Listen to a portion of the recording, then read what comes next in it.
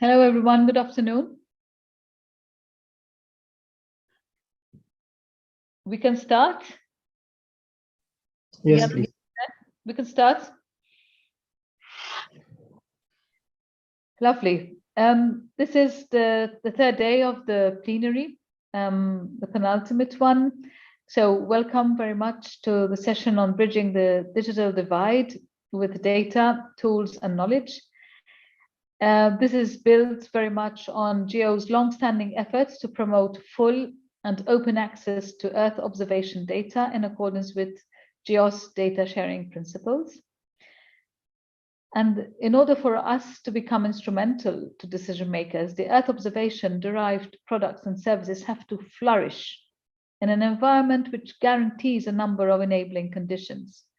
And these would include the adherence to the open knowledge principles that will be debated in the next point of our agenda, the legal interoperability among data licenses used by major providers of open data, the development of analysis-ready data, or the generation of results in a reproducible format. We have invited a number of speakers that will share with you their experiences to provide access to data, information, and knowledge across the world to bridge the digital divide and promote global equity. The panel will be moderated by Dr. Rybkina. So welcome, Dr. Rybkina, the Deputy Director of Geophysical Center of the Russian Academy of Sciences, Chair of the Laboratory of Innovation Projects, and Vice President of the Committee on Data of the International Science Council. So I have the pleasure to pass you the floor, Dr. Rybkina, and invite you to introduce your panel distinguished guests. Thank you very much, John. So for the next 2 hours, we will focus on bridging the digital divide. And what do we mean by the digital divide? So this is the gap, as we understand, between people who are aware of the Earth observations and applied analytics, and there are people who are aware but do not know how to use it. So this is about the best practices and capacity development. And to achieve this goal, I will not wait anymore, but present to you our outstanding speakers today to share their best practices. And the first speaker is Mercury Fox. She's an NSF Merit Review Panel Fellow. and works as a Fulbright specialist in science diplomacy and founding director of the CODATA Center of Excellence in Data for Society. So, Mercury, welcome to our panel. The stage is yours. Hi, thanks, Elena, and good morning, well, good afternoon, I guess, everybody. I'm in Washington, D.C. Today I am going to talk about the importance of open data in specific contexts and why different communities need access to open data to achieve their goals. So next slide, please. Thank you. So open data is important for national resiliency. It gives government agencies at every level the tools that they need to make evidence-based decisions, impose regulations, and to provide the services that improve resiliency. Sensory data improves predictive modeling that is used by agriculture, insurance, and construction industries, infrastructure planners and engineers, and emergency management services to mitigate damages that's incurred by floods, tornadoes, earthquakes, drought, epidemics, wildfires, pretty much all of the natural hazards, the disasters, the man-made catastrophes, really rely on real-time good sensory data in order to coordinate all of those efforts. As these events increasingly impact national economies, they interfere with the global supply chains. They interfere with employment stability and workplace safety, and they really have an impact on costs related to rebuilding infrastructure and just lost economic opportunities. So open data is a really important tool for policymakers and regulators and the business community and economic planners at all levels, from the municipal to the national to the international, to analyze these effects in real time and offset their impacts by providing immediate assistance where it is needed in the short term and appropriate investments in the long term. Disasters and catastrophes are the main reason that people leave their homelands. This has always been true, and it's true today. This is a worldwide crisis, and open data plays a role by helping governments and NGOs, nonprofits, and communities track movement and coordinate the response. That's at, again, every level from the United Nations to a local church. That is helping bring in migrants and working with those communities of people in need. Finally, damage to natural resources are often the most lasting and noticeable losses in a hazard. They affect both industries that are based on resource extraction, as well as the communities and the peoples who identify with the natural landscape. And in this way, open data helps resource managers and decision makers understand the growing frequency and severity of events that have traditionally fallen under local management, and to help people at the local level self-determine how they want to respond to the loss of place-based resources that have a great deal of meaning for them. Next slide, please. Open data is also very important to public-private partnerships, or P3s, as they are sometimes known. These are co-investments between government and industry that are designed to improve public services or to address gaps that neither sector is well suited to fill on its own. So P3s drive innovation in the public sector by supporting capacity building projects that might lie outside that government's jurisdictions or its purview to deliver services. Likewise, these arrangements reduce the investment risks to the private sector partners who compete for long-term contracts. The ability for both sectors to optimize open data assets underpins the public service business model. Open data improves credibility in P3 enterprise by allowing stakeholders a tool to oversee relevant inputs and to review the quality of outputs. And this transparency is especially important in capacity building projects, which require public confidence. And finally, open data represents a key return on the public investment related to the cost of collecting and curating administrative data and scientific data. This type of return on investment is not restricted to P3 projects, but it does hold the promise of achieving grand challenge goals. Next slide, please. Open data, of course, is important for cooperation. Cooperative research organizes the scientific community's efforts around shared common goals. So this is really science diplomacy in practice, and it's driven by the passions and the concerns that inspire people to become scientists in the first place. Open data helps investigators from multiple disciplines, regions, and sectors to identify and explore and pursue shared research goals in what is becoming known more commonly as convergence research, which is genuinely multidisciplinary, cross-sector, and often global research that can be year-over-year studies, longitudinal studies, but especially studies that require a lot of different kinds of experts from a lot of different disciplines. In a similar way, open data provides the foundation for evidence-based policies that drive the changes that our research findings tell us that we need to make. This also provides the basis for scientists and research institutions from different nations and cultures and ideologies to work together to advance those shared goals and to mutually benefit from new knowledge.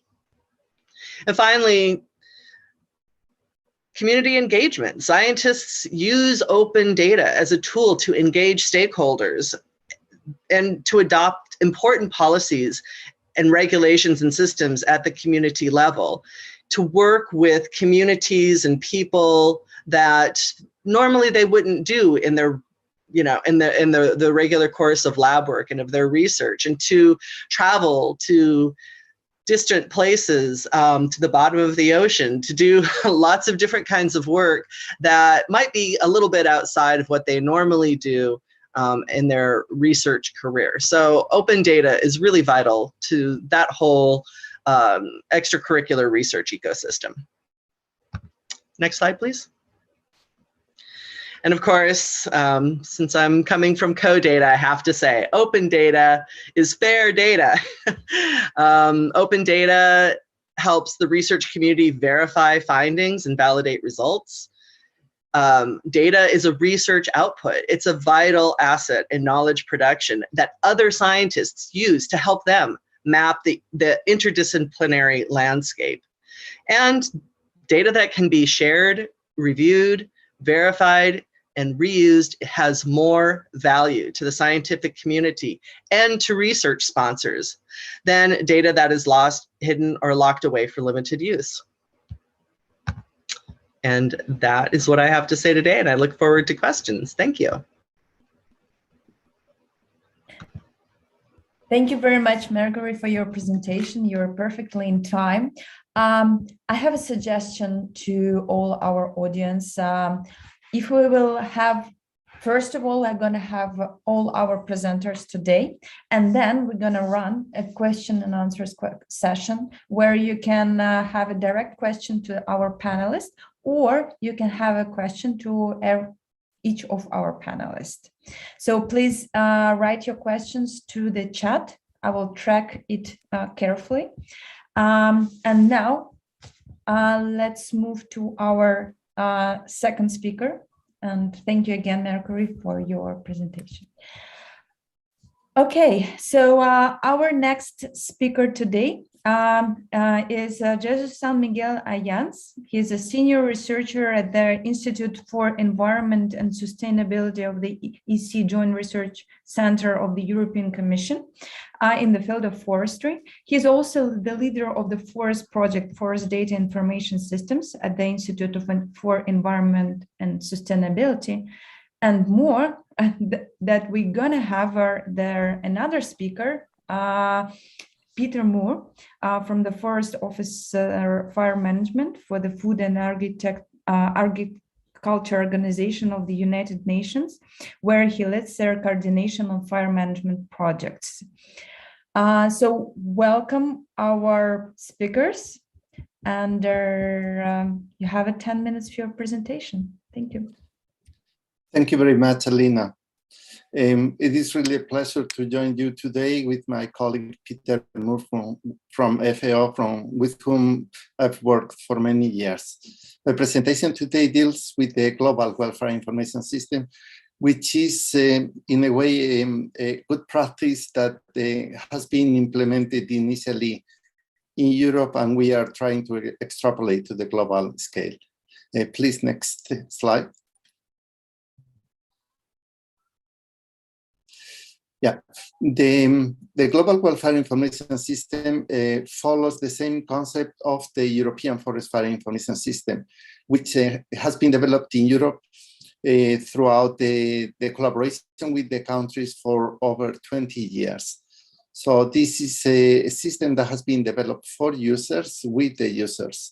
And the users, in the case of the European countries, are the fire services in the countries. The network of users or countries that are part of the EFIS network is currently 43. So it's a system that started with a few countries, 7 in the year 2000, and has been expanding through the years due to the gain that the users in the countries see in using a regional system. It deals with the fire cycle, starting with fire danger forecast before fire takes place, then near real-time monitoring of active fires and burnt areas, and then post-fire analysis of the impact that fires have in the countries and in the overall pan-European region. Please, next. The system has been built under the GEO umbrella, so it is one of the initiatives of the Group on Earth Observations, but with the support of 2 important programs. One is the NASA Science Applied Science program, and the other one is the Copernicus program. Being within the Copernicus program allows our system and our initiative to feed from other systems that are in place from Copernicus, such as the Copernicus Atmospheric Monitoring Service or the Copernicus Global Land Cover Service. Thank you. Next. In terms of near real-time information, the system provides data on fire danger forecast.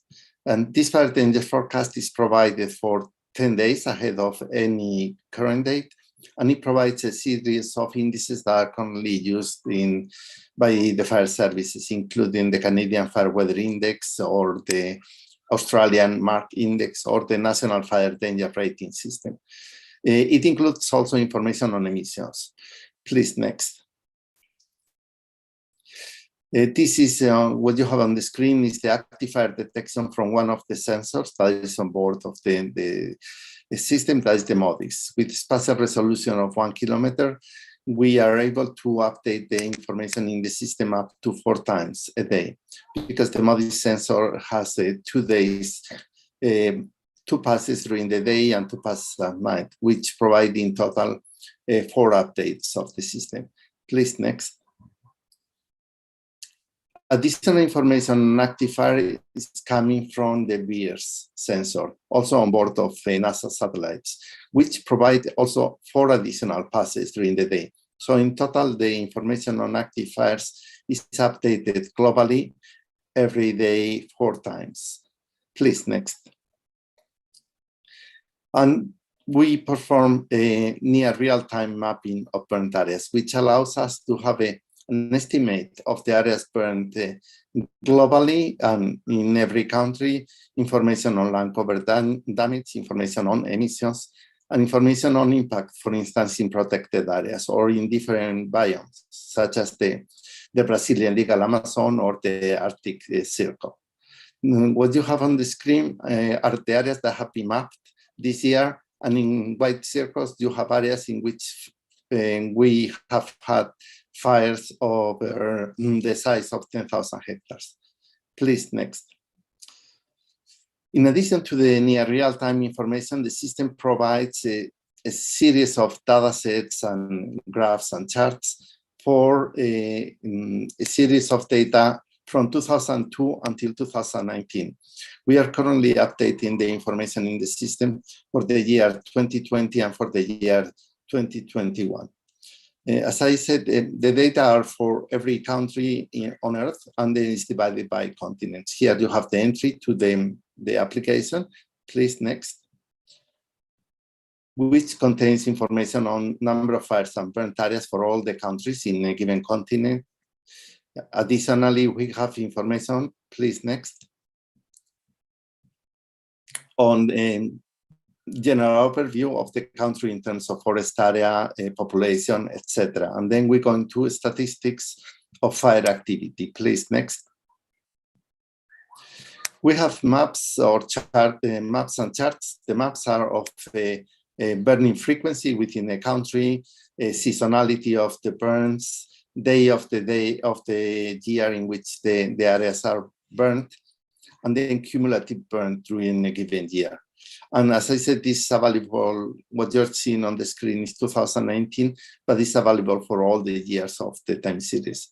The data come from a MODIS product at 500 meter resolution, so it is fairly detailed for a global scale. Please, next.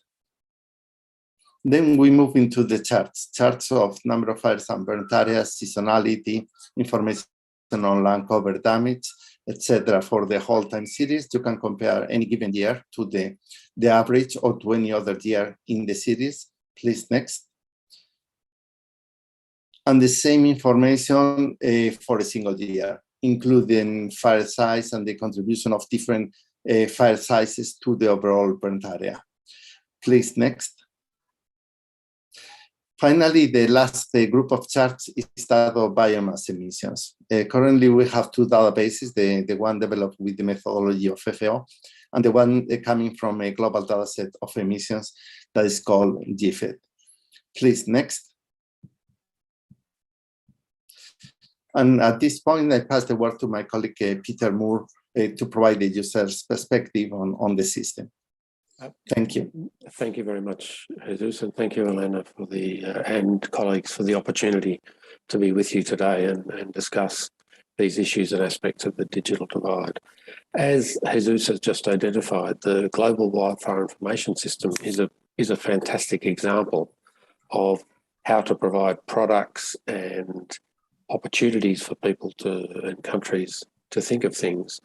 But I'd like to draw your attention to four aspects of the digital divide that occur. FAO, the Food and Agricultural Organization of the UN, as you would appreciate, is focused on its member nations, and the focus of those is on the member nations that really have significant needs or requirements or demands of the organization. And predominantly, they are developing countries. And so, if I may, I'd like to introduce to you some ideas around the sorts of issues and context that those countries are working in. Often, the nations, the institutions and the agencies don't have the physical capacity to access the data.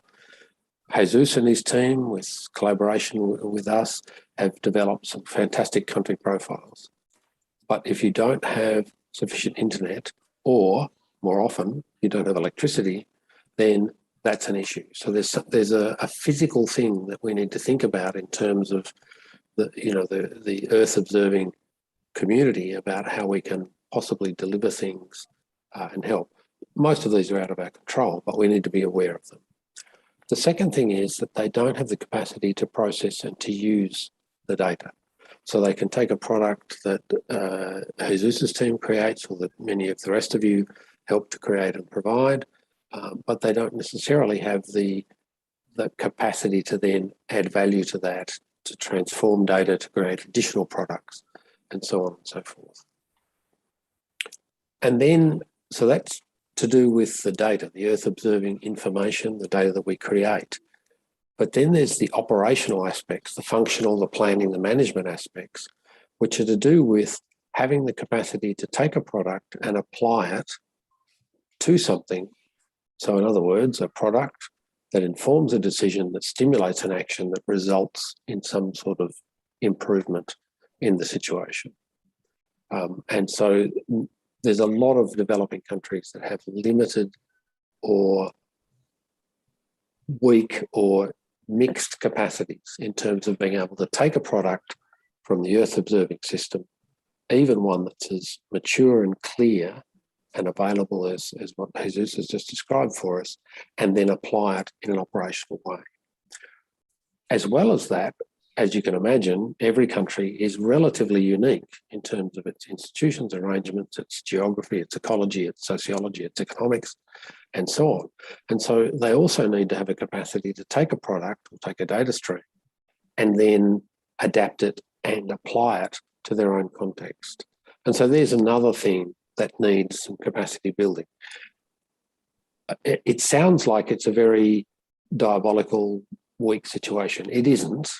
There's a lot of positive aspects to it. There are a lot of people that have capacity, that are plugged into groups like GEO and CEOS, et cetera, that have the research capacity. But we do need to be aware that they're out there and that they need to build on this physical capacity, institutional capacity to create operational capacity, and then to be able to work with the products we provide, the data streams we provide, to then adapt to their local circumstance. Thank you very much. Next. Yeah, well, this is, we would like to close the presentation with a statement that was provided by Bowman, which called for an international initiative to gather information on forest fires or wildfires globally, because that was missing, and that is really needed for scientists and practitioners all over the world. So thank you very much for your attention, and we are ready to answer any questions. Thank you. Thank you very much for your excellent talk and their best practice that you have shared with us today.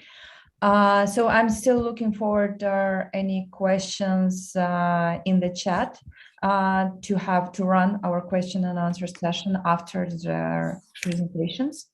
And now I'm happy to present to you our first speaker today, Omar Sidhu. Omar Sidhu is a member of the Interagency and Expert Group on the Sustainable Development Goals. He is also co-chair of Digital Earth Africa and serves on several other national and international platforms on data for development. Omar, can you hear us well? Yeah, yes, I can hear you. Thank you very much, Alina.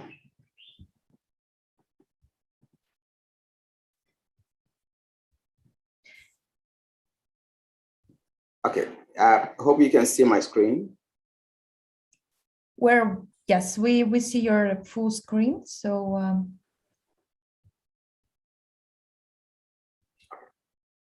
that works. Thank you very much. All right, thank you very much for having me. Yes, so I would want to look at it from two perspectives. As the co-chair of the TAC of Digital Earth Africa, and as someone with the responsibility of coordinating data for the Sustainable Development Goals in Ghana. As we may all be aware, the Millennium Development Goals was the first global framework guiding development within the African continent. And the lessons we learned when the MDGs ended in 2015 was that many African countries, including Ghana, could not measure, could not achieve the goal on environmental sustainability, partly not because there were no programs implemented towards that, but because we did not have access or the capacities around using some frameworks or some resources to measure. And so going into the Sustainable Development Goals and our own African Union Agenda 2063, which is creating the Africa we want, there was the need to ensure that the national statistical systems within the continent, who are now going to be saddled with an unprecedented responsibility to provide data for monitoring these agendas have the kind of distinct approach that is needed to provide quality data for monitoring. And obviously, this responsibility requires effective coordination and leveraging non-traditional data, especially Earth observation. Ghana, as in many countries, the access and capacities to use Earth observation is limited. And this is where the Digital Earth Africa platform is seen as bridging the digital divide for the continent of Africa. And this is particularly so because the vision of Digital Earth Africa for providing routine, reliable, and operational data for the continent is something that sits well with the vision of the continent as captured in the African Union Agenda 2063, particularly the areas of coverage through which Digital Earth Africa provide resources as land degradation, coastal erosion, urbanization, water resources and flood risk, agriculture and food security, and deforestation. And these are important areas that are required to ensure sustainable development within the continent of Africa. And also the principle around inclusiveness and diversity within the continent, where the resource is provided to the entire continent, is very important to achieve the goal of bridging the digital divide. So to ensure this diversity, Digital Earth Africa is working with already existing institutions within the continent, across the entire continent. And we are happy that the South African Space Agency is hosting the Program Management Office of Digital Earth Africa. And these are some of the continent-wide institutions that Digital Earth Africa is working with. Now, permit me to provide you some use cases of this platform. And the bias is that once I'm in Ghana, the preference is to use cases from Ghana. But then these use cases relevant to other African countries have been produced for those countries. The first is deforestation in a particular forest reserve within Ghana, where illegal gold mining is happening. And you can see that in the year 2020 alone, we lost 10% of the forest reserve. And this is instructive because we could not have been able to quantify how much of the forest reserve has been lost if not for this resource provided by Digital Earth Africa. Secondly, this is the resource is used to compute the natural capital accounting for a local government area, or otherwise called a constituency, being represented in parliament by one member of parliament.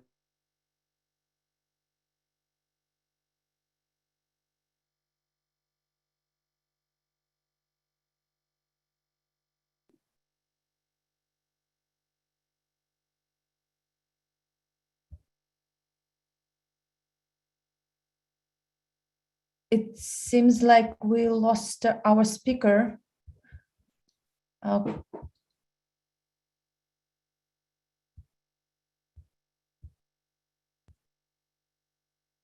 Can somebody confirm this?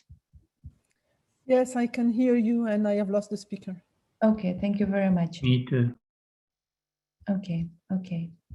So I suggest we might have like 1 minute to hear back from him. Probably he will just rejoin us. And if not, we will have to move to our next presentation.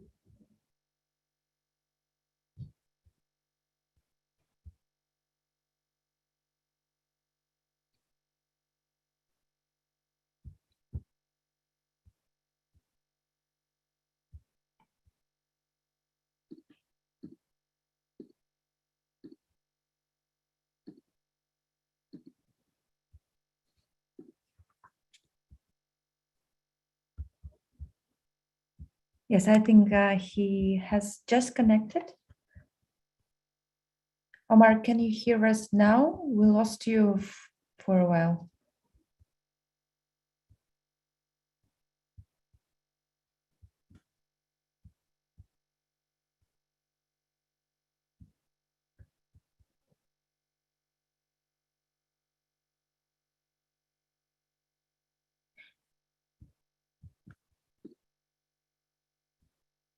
Omar, please. Sorry. You see my screen? Sorry. Yes, that works. Yeah. So the resource has been used to do this, and for one local area, and it is instructive to know that within this month, the traditional leadership of that particular traditional area, knowing that 10% of the natural environment is being lost through charcoal burning and other things, have instituted measures to ban charcoal burning and tree logging within that area. And this could not have been possible without this resource. Now, we have also used the resource to look at the availability of water in the Volta Lake in Ghana from 1985 to 2020. And this provides an important information to the institutions with the mandate around this. We have also traditionally been using population and censuses to understand urbanization in Ghana. And through the Digital Earth Africa platform, we are now able to use this to determine urbanization of the entire country and any local area within the country. And this has also been very informative. So what we have done through this resource is recently organizing a data fair for members of parliament of Ghana. And in this picture, why it is important for us is having the Speaker of Ghana's parliament and the leader of the House being introduced to this platform and how it can help support the development agenda of the country. And some members of parliament making themselves available to be trained or introduced onto how this resource could be useful for the people they represent. And this for us has been very important. In summary, the Digital Earth Africa platform is a program that provides an opportunity for the realization of the dream we have on the continent, Christian, the African we want. And it also provides us analysis ready, free, open, and accessible data for the entire continent through different products that have been developed. The services are also important for us because they touch on areas of importance, agriculture, water, forestry for us, and it helps us to measure our progress in achieving the Sustainable Development Goals and the African Union Agenda 2063, to ensure that the entire continent leverages this. There are resources available for free and self-paced learning, and every Wednesday, there's live sessions that everybody within the continent who wishes to learn how to use this resource is provided. And these are the partners who have supported to put Digital Earth Africa together, and we are grateful to them all. Thank you very much. Over to you, Alina.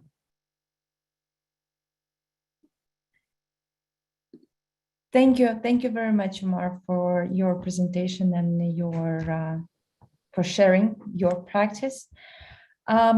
So I'm now happy to present our next speakers. So we're going to have two speakers who will present GEO Mountains.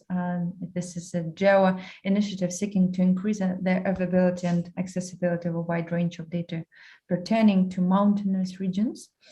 The first speaker is Carolina Adler. She is an environmental scientist, geographer, and executive director of the Mountain Research Initiative. This is a global research coordination network supported by the Swiss Academy of Sciences and hosted by their University of Bern. And the second speaker is James Thornton.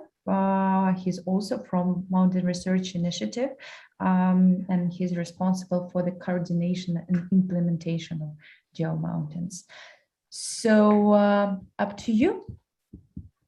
Thank you very much, Elena, and very grateful for the opportunity to join the GEO community this week, and in particular via this session. We're very pleased that we see the topic of open data and open science being discussed, and we look forward to also share some of our experiences and recommendations as well so far. Next slide, please. So just to give you a brief context and background as to why mountains, these are important regions that are globally distributed around the world. And so there are mountains in every continent of this planet. So it's important to recognize that they provide highly valued, tangible as well as intangible benefits for people and ecosystems everywhere in different ways. So it's important to understand how processes of change, be it biophysical, but also socioeconomic, affect their provision of things like water, for instance. These are also very specific contexts in which we can hone in to see how different changes and processes of change actually intersect in a given context.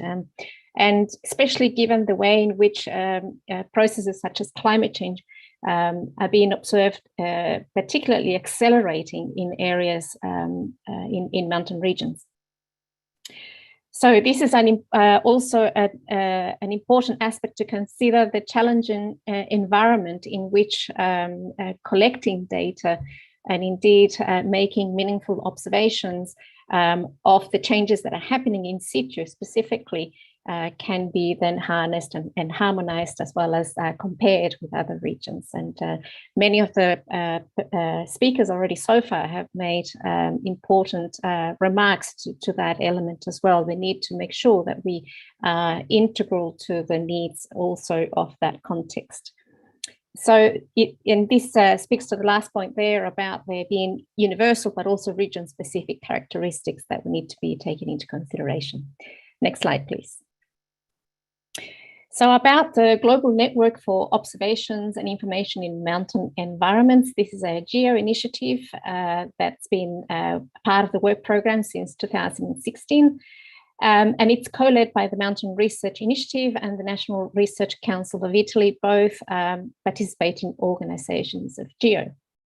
And within the context of the recent work program in 2020 to 2022, we were able to secure significant funding from the Swiss Agency for Development and Cooperation under the Global Programme of Adaptation at Altitude, which has enabled us to pursue many activities and also regional connectivity to link up to the needs of mountain regions worldwide, and therefore also start the implementation of many of the aspirations that were part of our proposals back in the 2000s and finally now being in a position to enact. Next slide, please. So just to give you a sense of what GeoMountains is looking at, there are many spheres of data and information out there. And in particularly, it's important for us to be able to identify those that pertain to observations and information with respect to atmosphere, atmospheric, cryospheric, biosphere, as well biodiversity, hydrosphere and lithosphere. So this is ground and soil as well as water. And how those intersect with the socioeconomic and human dimension spheres, if you like, particularly in regards to societal and governance, natural hazards and how they impact upon people and communities, and economic sectors such as agriculture, tourism, and others. So it's important here to also recognize the role that data providers, data users, but also the needs of local and global policy frameworks and conventions require, and of course provide a framework in which certain data and information is produced in that context. So GeoMountains has a new website And we are building to now look towards developing, collecting, reporting capacity to be able to use the data and information to address those assessment and policy needs going forward. And with that, I would like to now hand over to my colleague James, who will look into more details about the open data and open science elements that are so crucial for the work that we undertake at GeoMountains. Thank you, James. Over to you. Thank you very much, Carolina. Next slide, please. So being able to draw upon open data and science as inputs to our activities is really imperative.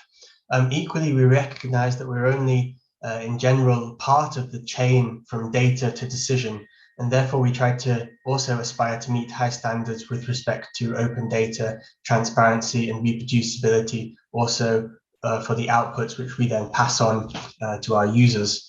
And so in the remainder of this presentation, we'll look at 3 specific examples from our recent activities to demonstrate some of this philosophy. Next slide, please.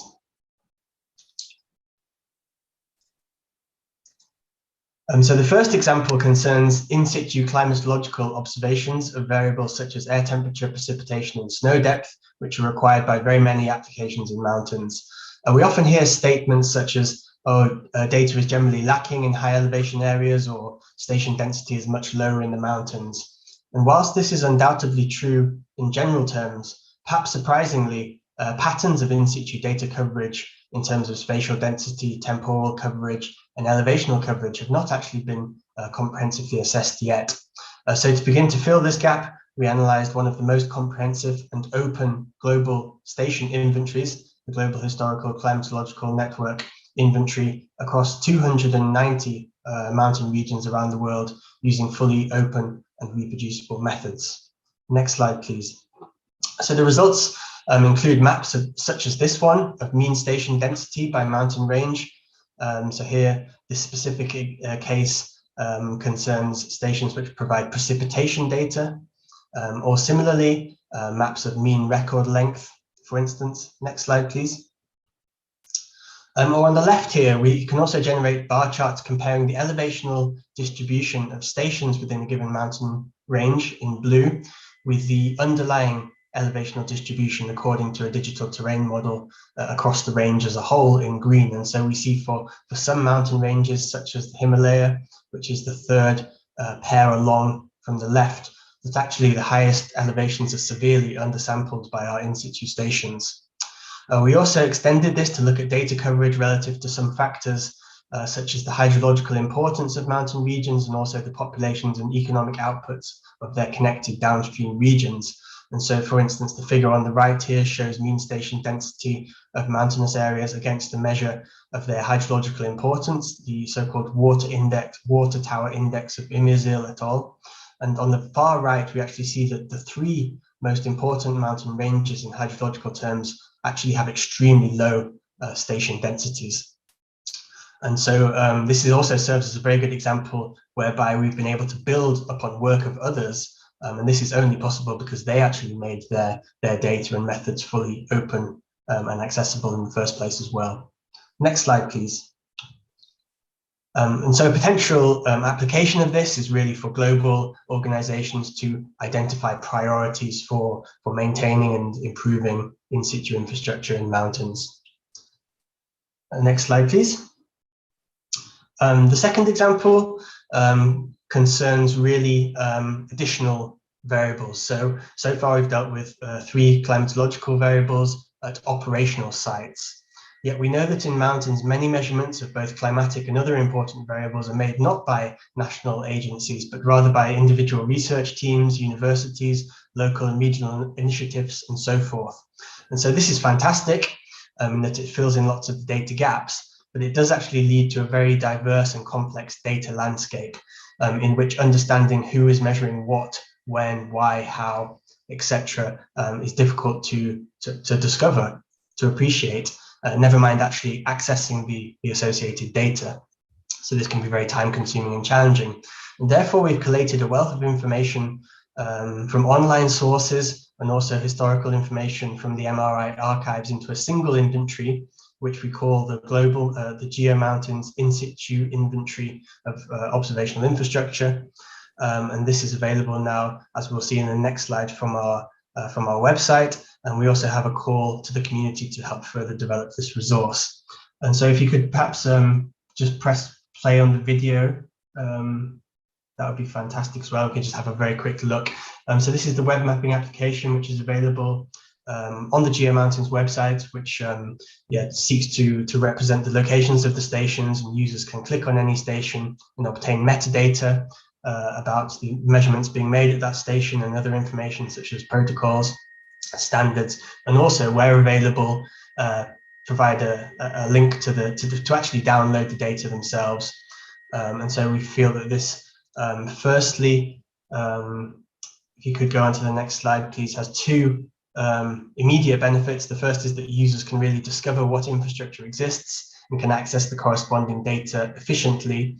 But also, on the other hand, they can also contribute their sites and their data sets and thereby gain credit for their efforts and hopefully increase their impact as well. So it's really a crowdsourcing community or bottom-up initiative. And in the longer term, once our inventory is more complete, we'll also be able to do gap analyses, such as the one I just presented, but for different variables. Next slide, please.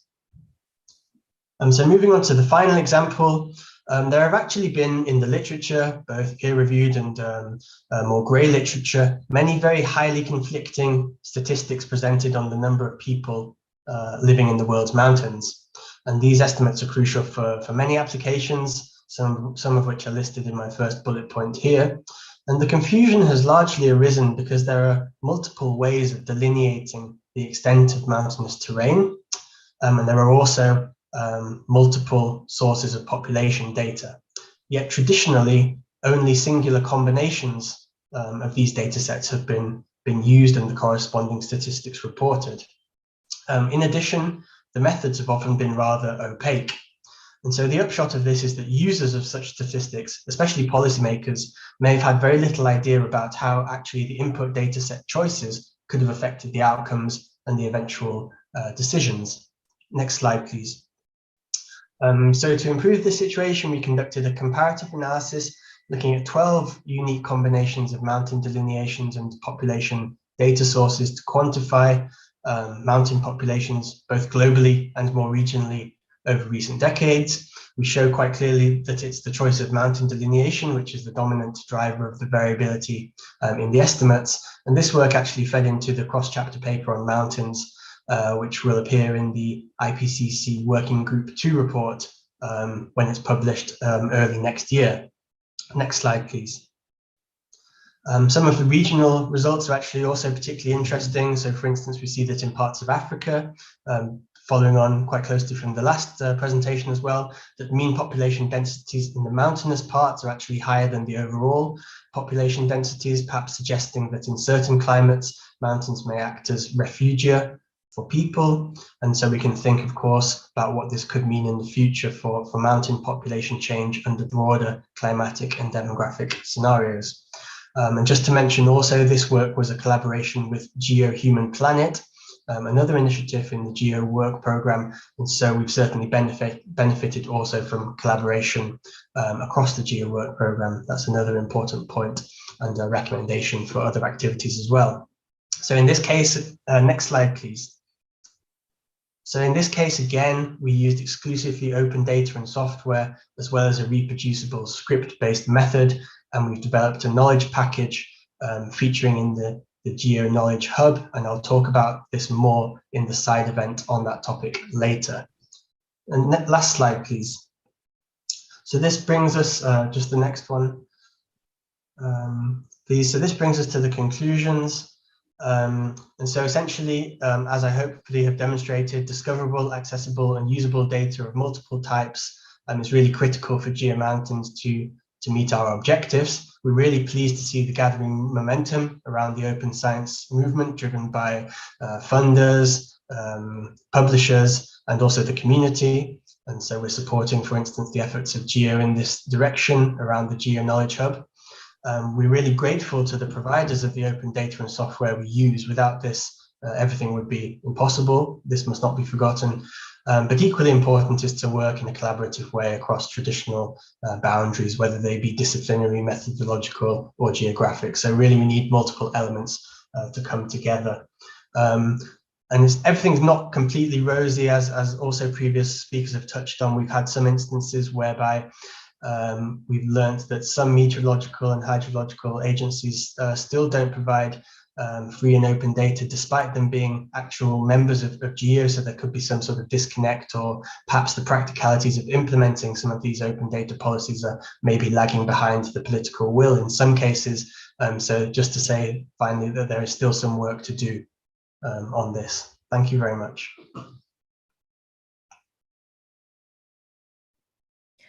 Thank you very much. Thank you, James, and thank you, Carolina, for your excellent talk. So we're now coming to our last speaker today. Let me remind you that we are collecting your questions in our chat. And now let me introduce to you Krishna Balakrishnan from the India Institute for Human Settlements. Krishna is a project leader for the project that is founded by the GEO Amazon Web Service Cloud Credit Grant, and for the India Flood Monitoring and Impact Assessment Portal project, which is funded by a GEO Microsoft Planetary Computer Grant.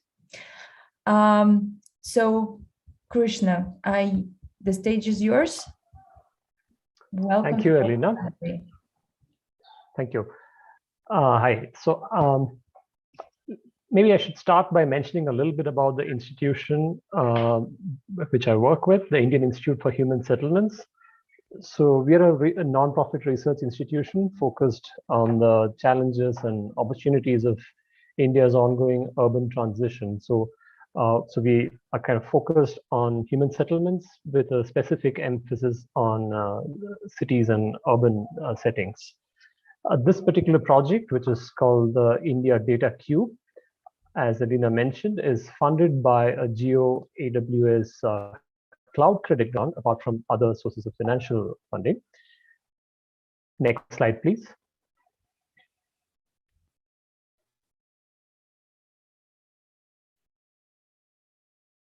Thank you. So the motivation for this project, in some senses, came from discussions with various policymakers and administrators. And the Indian Institute for Human Settlements, apart from the research component, has a very active program which focuses on training, capacity building, and also consulting with the government and administrators at multiple levels of the government. So one of the things which we repeatedly used to hear in some of these training sessions, and these are training sessions which are focused on basic analysis of Earth observation data for mapping urban extents and things like that. And one of the constant feedback which we would get from administrators and government officials would be that it's great to see that this is possible, but is there a simple way in which we can access this? Because they didn't really have the time or the capacity or the team strength to go into the details of the analysis methods which we were showing. So that brings me to the digital divide, and that really got us thinking on and got us working on a proposal of this nature. That is, the raw data exceeds, as many others have also mentioned, the ability to analyze and generate insights, and also, most importantly, to ensure the uptake of those insights by policymakers.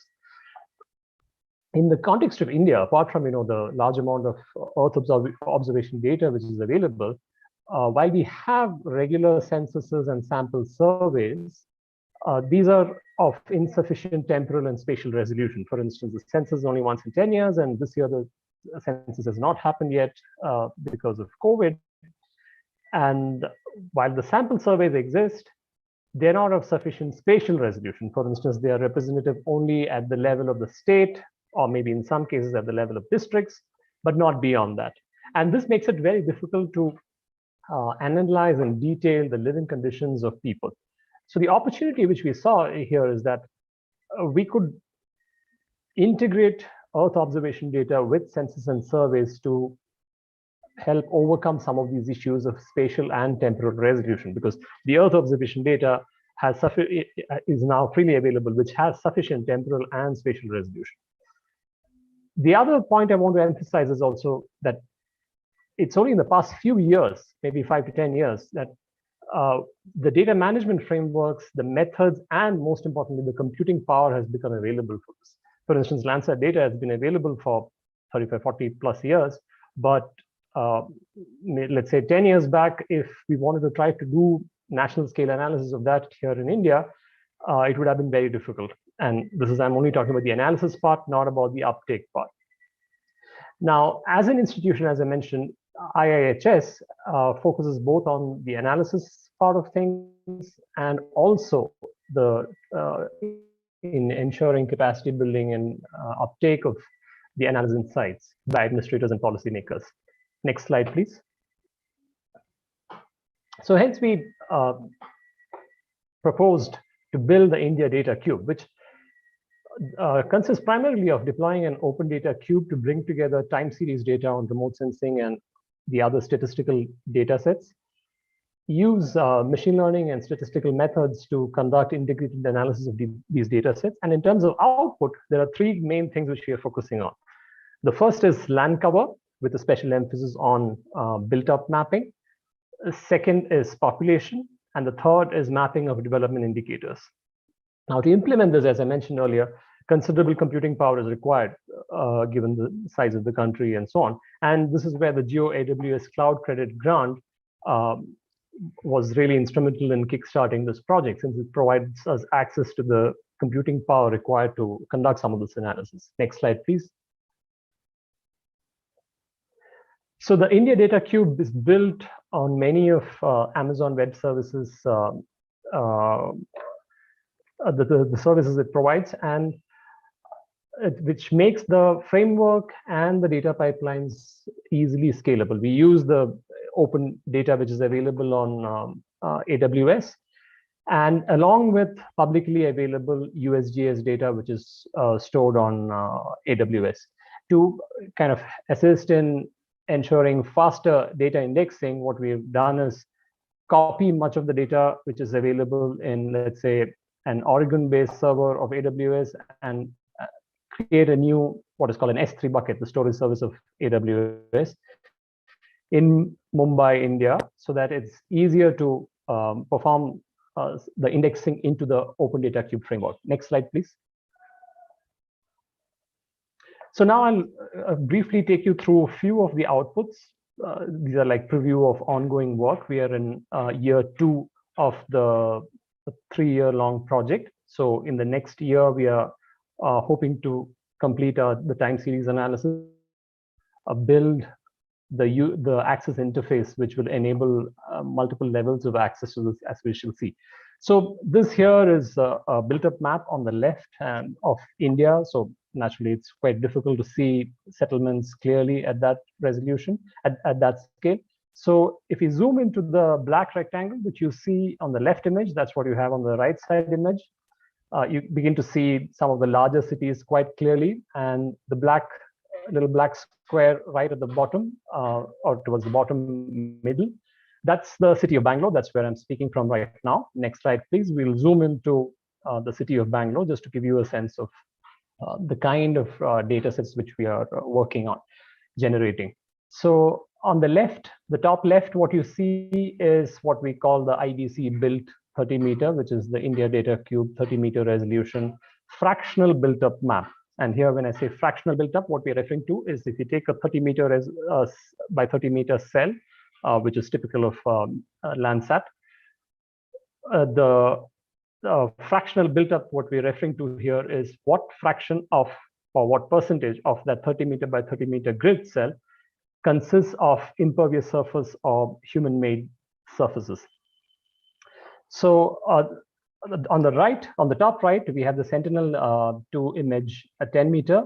And at the bottom left, we have the world settlement footprint and the global human settlement layer built S2 10 meter. These are both 10 meter resolution open data sets, which are excellent resources for analysis related to built up and urban expansion and so on.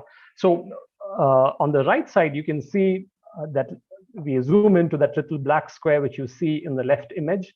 So we're really looking now at a neighborhood scale. And on the top right, in the right side image, you can see the Sentinel-2 image at 10 meter resolution. So the top left is again the IDC built 30 meter. and bottom we have the really global data sets for comparison. So we are really building on the methods and approaches which the World Settlement Footprint team and the Global Human Settlement-led team have published. And so this is really like building on their work and trying to improve it for a much smaller area, which is India. And on the top left, so you can see that the IDC built 30-meter data set is able to capture much more of the sort of variation in intensity of built up, which you can, I hope, see in the top right image, that is the Sentinel-2 image. Now, why is this important? Because as we shall see in some of the slides which come up, what we find is that built-up fraction is the single most important variable for predicting population distribution. Next slide, please. So that brings us to the population mapping part. So on the map on the left again is a national scale 30-meter resolution population map, which we have generated.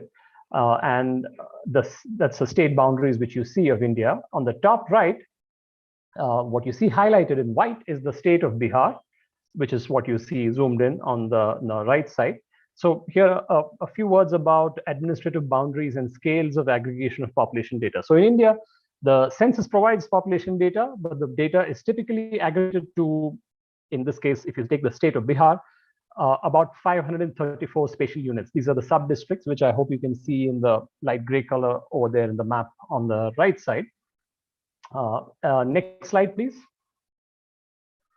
So our method is relatively simple in some senses because we are really using only one predictor variable, which is the built-up fraction, and a relatively straightforward geographically weighted regression method to redistribute the aggregated population which is available at the sub-district level to the 30-meter cells within that. So what we get is the population map on the left, which it's like a constellation of settlements, which you can see over there. But we'll zoom into that white rectangle. That's the city of Patna, which is the capital of the state of Bihar. And that's what you see on the right side. Again, here, the top left image is what we're calling the IDC POP, the India Data Cube Population 30-meter resolution. The top right is the high resolution settlement population layer, which has been generated by, through a collaboration between Columbia University and Facebook and several other entities. The bottom left is the 250-meter resolution global human settlement layer population, and the bottom right is world POP 100 meters. Once again, like I said, we are building on many of the methods which many of these other research groups have published, and building on some of their work, we've been able to generate this population map, which you see on the top left, which captures a much greater deal of the granularity and is considerably more accurate based on initial results, at least. Next slide, please.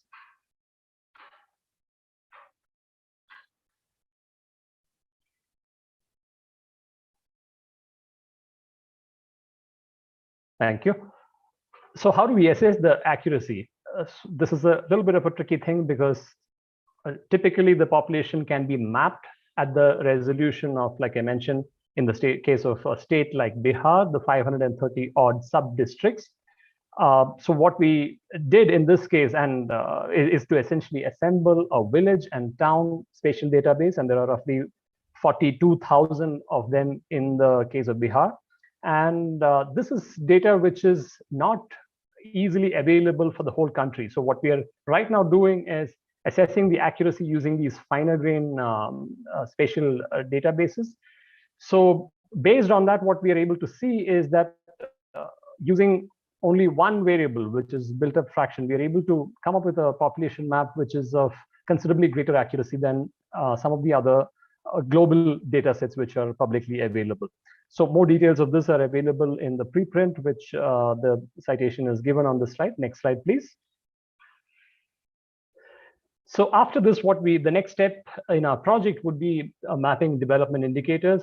Right now, the cleaning and preparation of multiple tabular data sets like data from the Census of India, the National Sample Surveys, the National Family Health Surveys, which is India's equivalent of the demographic and health surveys, and the economic census are in progress. These will be linked to the administrative unit data sets. And then somewhat similar to approaches developed by the World Pop team and several other organizations, we'll be using a Bayesian spatiotemporal modeling framework to interpolate the geocoded DHS data, the Demographic and Health Survey data. The spatial covariates for this will include some of the data sets like land cover, which we are developing as part of this project, and also other data sets like climate and topography, and also socioeconomic data sets, like, for instance, from the economic census. Next slide, please. The outputs from this, we aim to make accessible in 3 ways. One is, apart from, of course, downloading raw data sets and so on. One is developer access, where users can directly work using Python and R and other languages like that. QGIS and notebook access, where this can be kind of easily imported into a GIS framework. And the last, but in some senses most important from our perspective, is the geoportal access, where users can easily visualize and conduct basic analysis, since this is the piece which we really hope to emphasize and ensure uptake by policymakers. And all models and code related to the project will be made available via the Geo Knowledge Hub. Next slide, please. To ensure usage by administrators. So as I mentioned, IIHS as an organization has a program called the Urban Practitioners Program. And through this, we have been actively involved in training and capacity development of officials at multiple levels of the government. And over the past decade, we have trained nearly 6,000 officials across these different levels of the government. So in collaboration with this team, we'll focus primarily on the geoportal level of access and develop and deliver training modules related to this to ensure that they're able to use at least this level of access. Next slide, please. So I'll conclude there. That's the population map of India on the left. The email address is there in case anybody is interested in finding out more about this. And just as a last point, we are right now in the process of starting a new project which uses some of these outputs, like the population maps, in combination with other data sets, and especially a flood monitoring method to generate a flood monitoring and impact assessment portal. Thank you.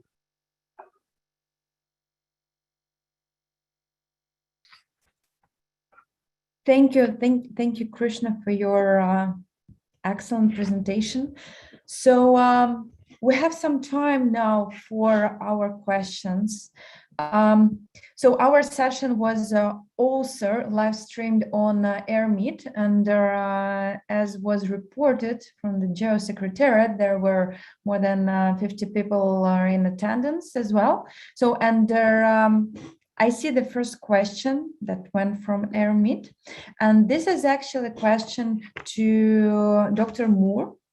So Peter, the question is, have you or are you planning to use the Global Wildfire Information System data or tools in Food and Agriculture Organization of the United Nations documents and or projects?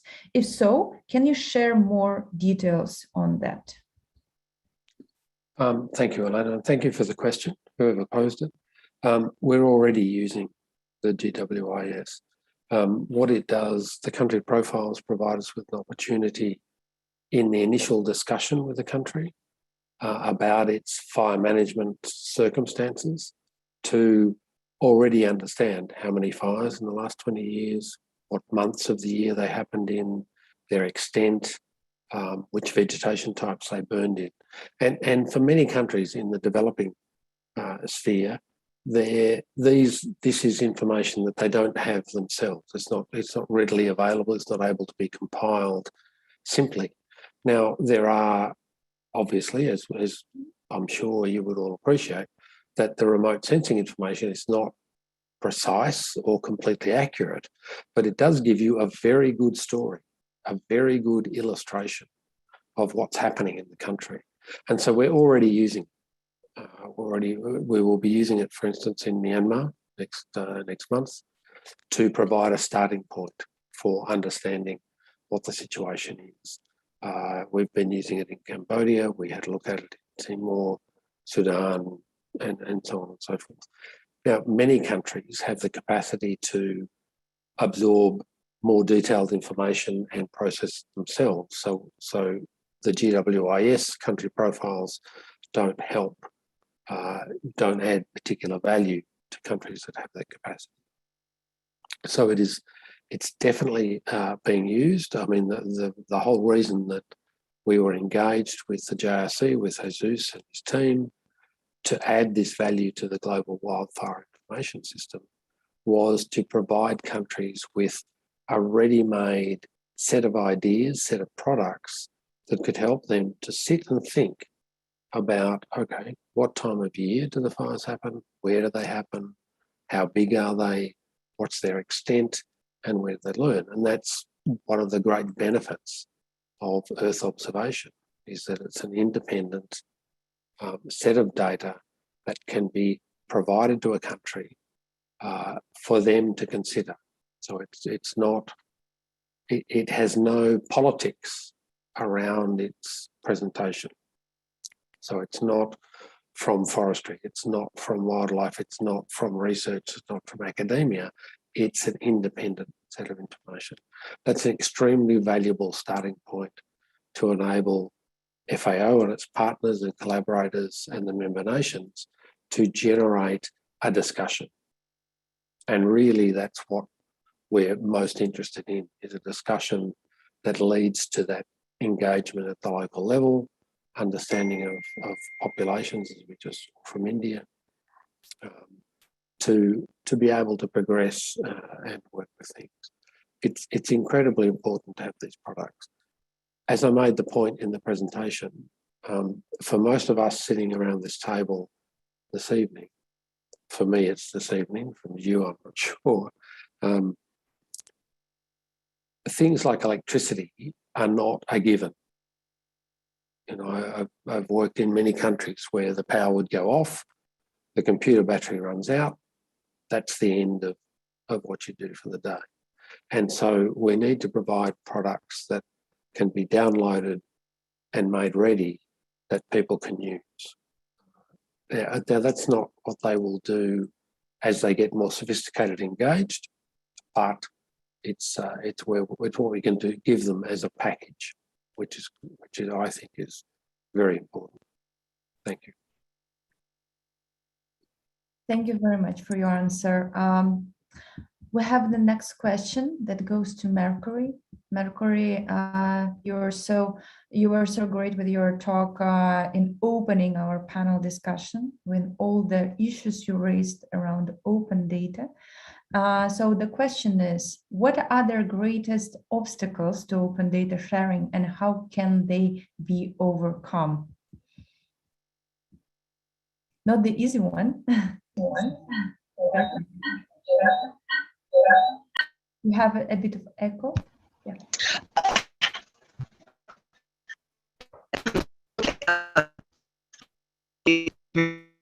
Making up a little bit. You're waking a little bit, but that is the question. So let me just talk about trying to target two areas: the socio side and the technical side. So, of course, from the technical side, I think we've discussed some of those concerns already. They are really related to capacity and the differences in capacity across regions. And so, for example, in an area like Kazakhstan, the downloading data can cost $5 per minute per gig. So that becomes, almost, cost prohibitive to run any kind of data, to share or access any kind of data. So that is related very much to technological capacity.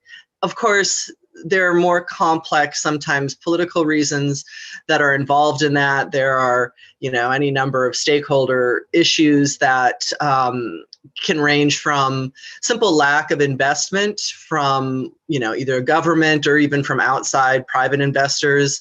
And that can I think currently reflects why we have a lack of capacity around the world to a great extent.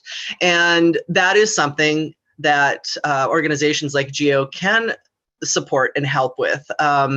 We, can try to organize a little bit better efforts to raise that capacity.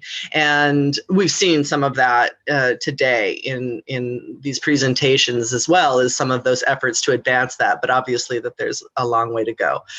The socio side of it is, it's also technical, but it's really related to a lot of differences in who owns data and how data is shared, the governance and management of data that maybe multiple stakeholders might hold ownership claims to.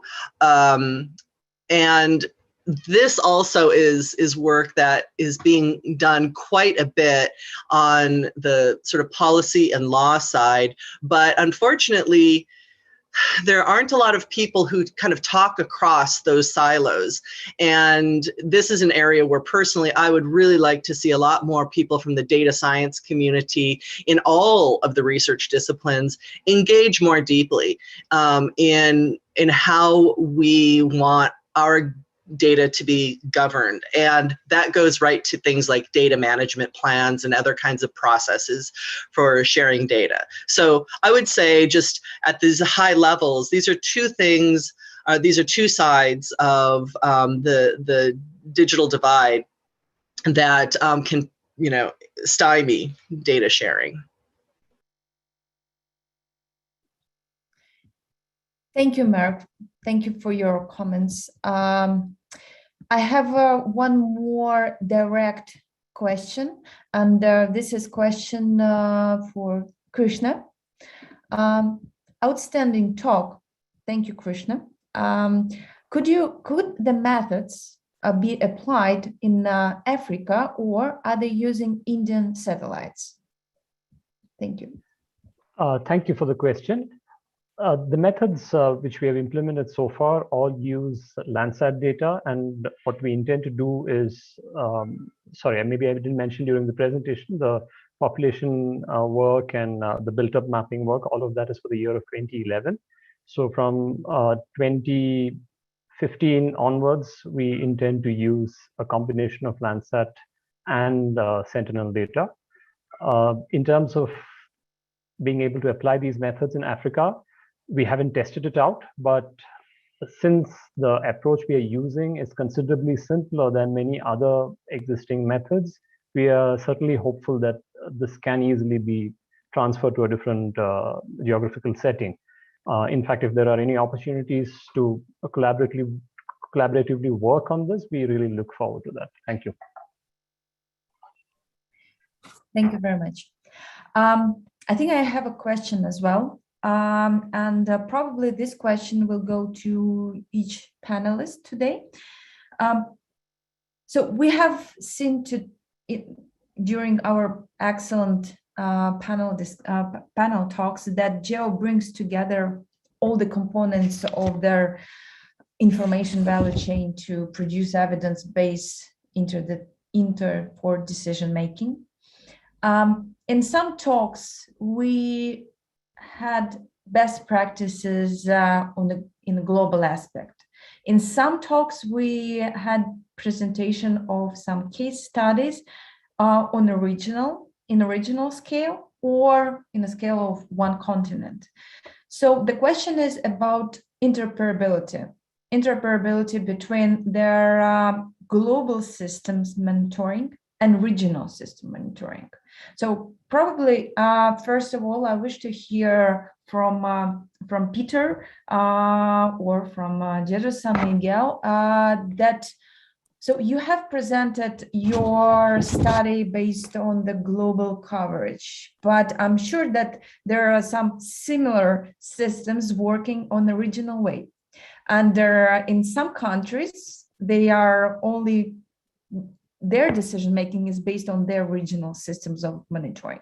So have you ever tried to bridge this between nations and global and their global approach?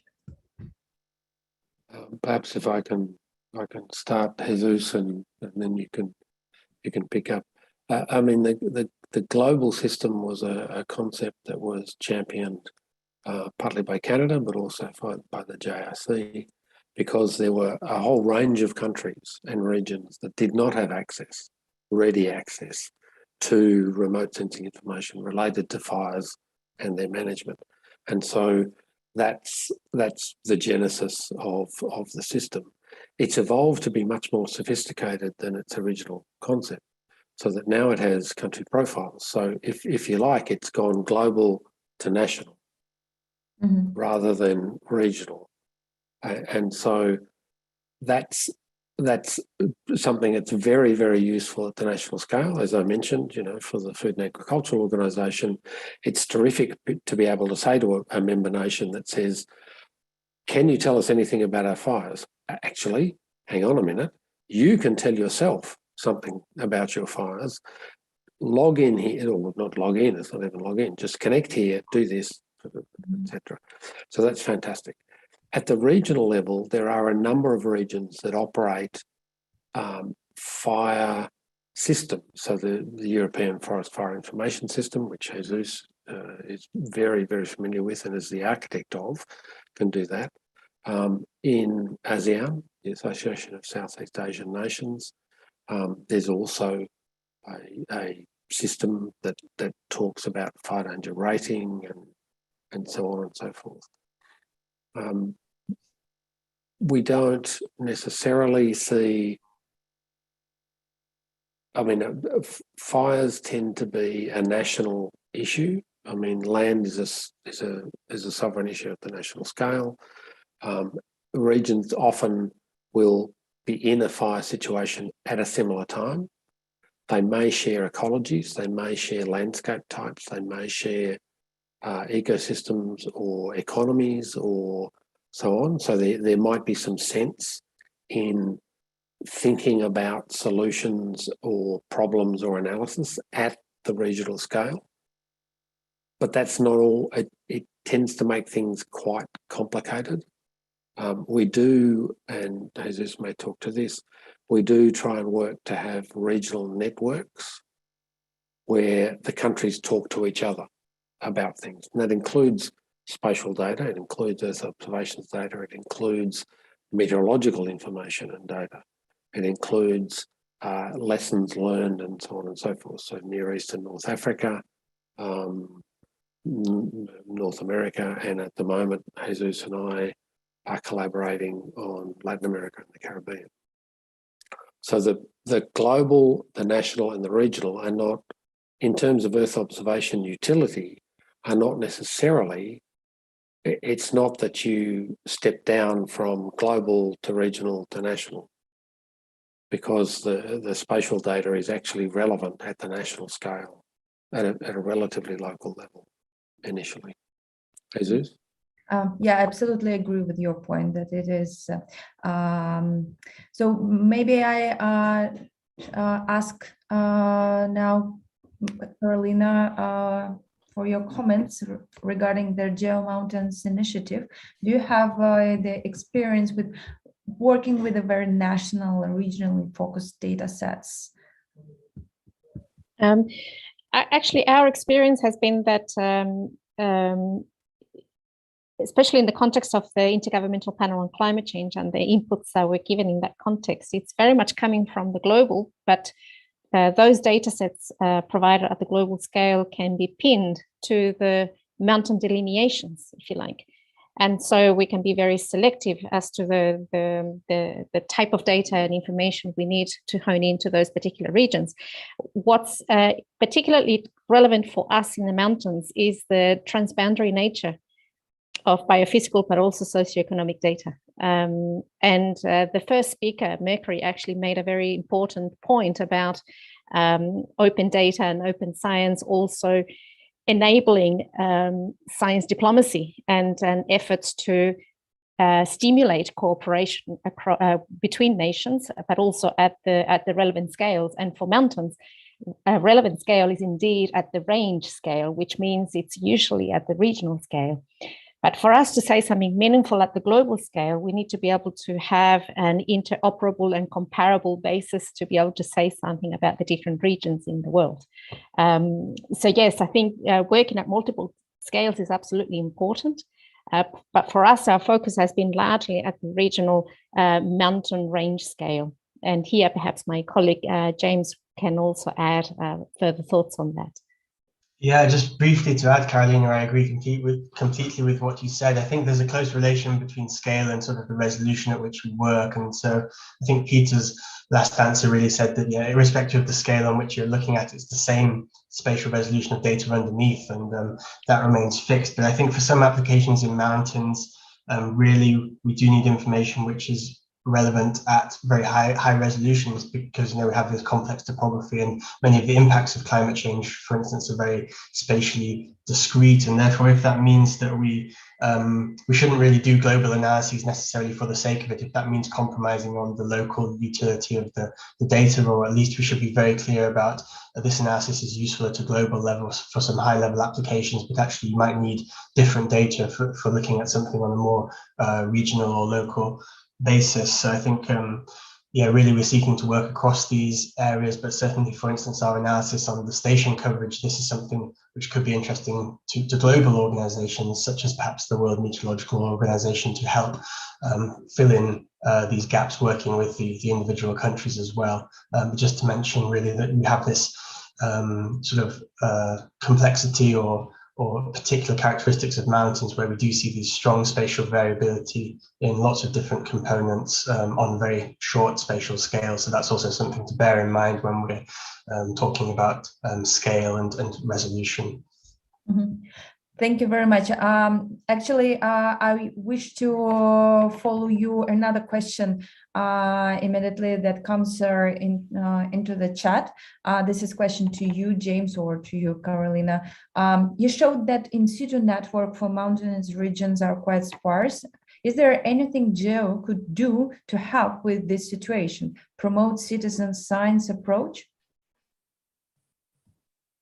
Yeah, if I can start briefly, and then maybe Carolina can add anything. So we absolutely see an important role for citizen science. There's some very nice examples now emerging, particularly in the United States, whereby they're encouraging individual people who are in the mountains for recreation to contribute snow depth measurements, for instance. And I'm aware also in Switzerland, the Snow and Avalanche Service also enable mountain practitioners to contribute measurements and observations into their system to help improve avalanche forecasts and things like this. So this is absolutely something we're very supportive of, and we would welcome GEO working further in this area, absolutely. And then I think the other side is really first the engagement with the national agencies to try to encourage all of their operational stations to be clearly discoverable and accessible. And then there's also this layer underneath, which I talked about, which is this very diverse landscape of data and observations from various different universities and other organizations. We have to somehow get all this to a common framework, and this is sort of what we're trying to achieve, hopefully, with our in situ inventory. And there are others, of course, similar, trying to do something similar, but I think it's sort of this convergence towards at least common metadata standards and providing the data where it's available. Mm-hmm. I just want to briefly complement something that has been mentioned also as part of the work that's conducted in GEO, is the links to the private sector. And I think that's also a potential that we would benefit greatly from being able to establish meaningful connections around data and information also with the private sector. And this is something that GEO is already working very much in enabling. And we see a lot of potential there as well to make sure that we don't miss the opportunities to complement even further with what the private sector is already doing, especially, for example, in reinsurance, which is highly relevant for us in the mountains when dealing with natural hazards, for example. Thanks. Thank you. Thank you very much. Here, I suggest we stop our question and answer session. If something left you wish to ask, you can always direct it through GEO Secretariat or to our panelists by email. And now we move from here to our general discussion and to the presentation of the open knowledge statement segment. So back to Chair. Thank you so much. Thank you very much for that extremely inspiring panel, and also for the questions and answers. I'm really grateful for that too. But now we need to move on to the next point on the agenda, and this is the GEO statement on open knowledge that is up for adoption. And here I would like to give the floor to Marie-Françoise Vadreau. She's the Europe Director of Innovation Programs in the organization called Open Geospatial Consortium. And Marie-Françoise, the floor is yours. Thank you, Joanna. And thank you very much to the speakers of the session that have set the scene so well for the statement I will present now. So as a continuation and an upscale to the GEO data management and data sharing principle, GEO has been working on an open knowledge statement that we want here to submit to the plenary. And I will quickly summarize the goals and process that has been implemented to reach the statement as submitted today. This work originally came out of the concern from the previous GEO Secretariat Director, Gilberto Camara, who wanted to address remarks that had been discussed both in the plenary and in the executive committee that were related to how to make GEOs more results-oriented.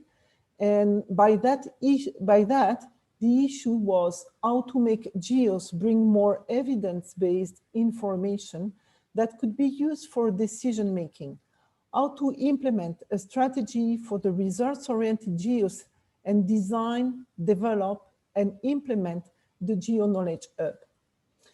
Given the importance of the open science to capacity building, particularly with respect to the capacity of GEO members in developing countries to access and apply the solutions being developed through the GEO work program, the Secretariat asked the Capacity Development Working Group to assist in the development of an open science statement, making appeal to making available all aspects of an application development, from the methodologies that have been used, the data, of course, the algorithms, and all these being open and documented so it could be reused. A drafting team led by GEO, participating organization ITC, was assembled, which included members of the Capacity Development Working Group and others in the GEO community. This team produced the statement, which was presented to the program board and the executive committee about 1 year ago. This statement has been discussed and consolidated in the program board, but when presented at the executive committee at its 54th meeting in March 2021, the executive committee expressed, for sure, support to the concept of open science, but it recommended that further consultation with the GEO community be undertaken. This should include, of course, the data working group, particularly with respect to the alignment with the GEO's data sharing principles and data management principles. The document has also been presented in a spotlight session as part of the 2021 GEO Symposium to explain its purpose and its concept. From this broader consultation, a regular and key feedback has been that even if recognizing that science is a foundation for GEO's work, GEO is not itself a scientific research organization, but an organization which promotes science and its application within decision-making at many levels and in many contexts. GEO is much more than a science, and is concerned on providing value along the entire value chain from the Earth observation to the applications. For example, in the 2016-2025 geostrategic plan, it is outlined that the arc of the data information value chain within GEO as identifying needs, ensuring the availability of data with which to develop information to address societal challenges, and transforming that information into knowledge through the generation of products and services for the end users. Further, in the Canberra Declaration in 2019, the ministers have reiterated the critical role that full, secure, and open sharing of Earth observation data and knowledge will play in deeper integration of Earth observation technologies into the digital economy. In reflecting on these responses, the Secretariat revised the statement to broaden it, moving from open science to open knowledge, so that this GEO statement on open knowledge may serve as a foundational document in support of the generation and sharing of knowledge, especially for decision-making. So this revised version of the document now and of the statement builds, of course, upon and broadens the previous draft statements. And the new document now emphasizes not only concept of open science, but also open access, citizen and participatory science, open data, open reproducible research, open software, open infrastructures, open hardware, open education, open evaluation, diversity of knowledge, and overarching goals of open knowledge. The revised version was presented to the program board in its 21st meeting, end of September 2021. The program board has endorsed the refocus on the open knowledge, viewing the change as supporting the directions being taken into the 2023-2025 GEO work program. Some requests for minor revisions were made during the meeting, dealing with recognition of unique features of traditional knowledge in terms of indigenous communities, clarification of the text on open infrastructures, open hardware, and on open licenses, as well as inclusion of references to open standards. These changes were made following the meeting, and the final version was circulated to the program board for confirmation and endorsement. This document has been presented to the executive committee at the start of the week that approved the presentation for approval to this plenary today. This is why, as a conclusion to this short summary of the lineage, process, and goals of the document, the program board recommends that the GEO plenary approve the GEO statements on open knowledge as guidance to the GEO work program and to the GEO community in general. Thank you very much, Marie-Françoise, for that explanation, for the context, and for the summary. The statement is very much connected also to the GEO midterm evaluation findings 8 and 12. It is essentially a call for us, the GEO principles, to build upon knowledge that we have in the national data programs, and including endorsement of the GEO open knowledge statement and support to the GEO knowledge hub. May I invite now comments from GEO members? If you'd like to take the floor, please indicate in the chat.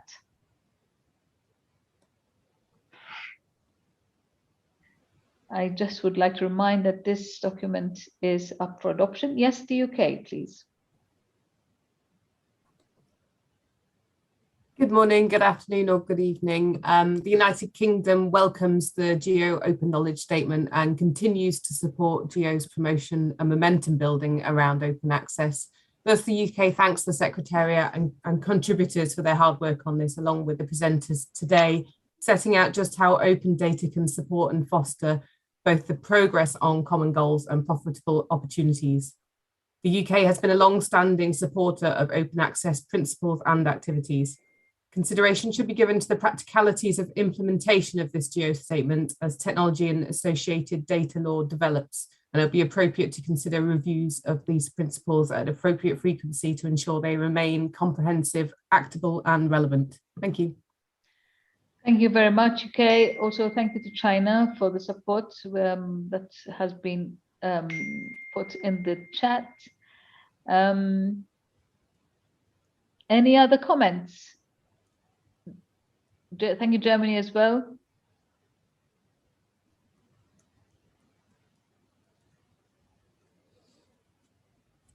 The United States as well. Thank you so much for your support.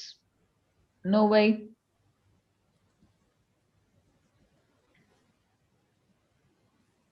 Okay. Norway is unfortunately not able to vote for approval at this stage, and France supports the open knowledge statement.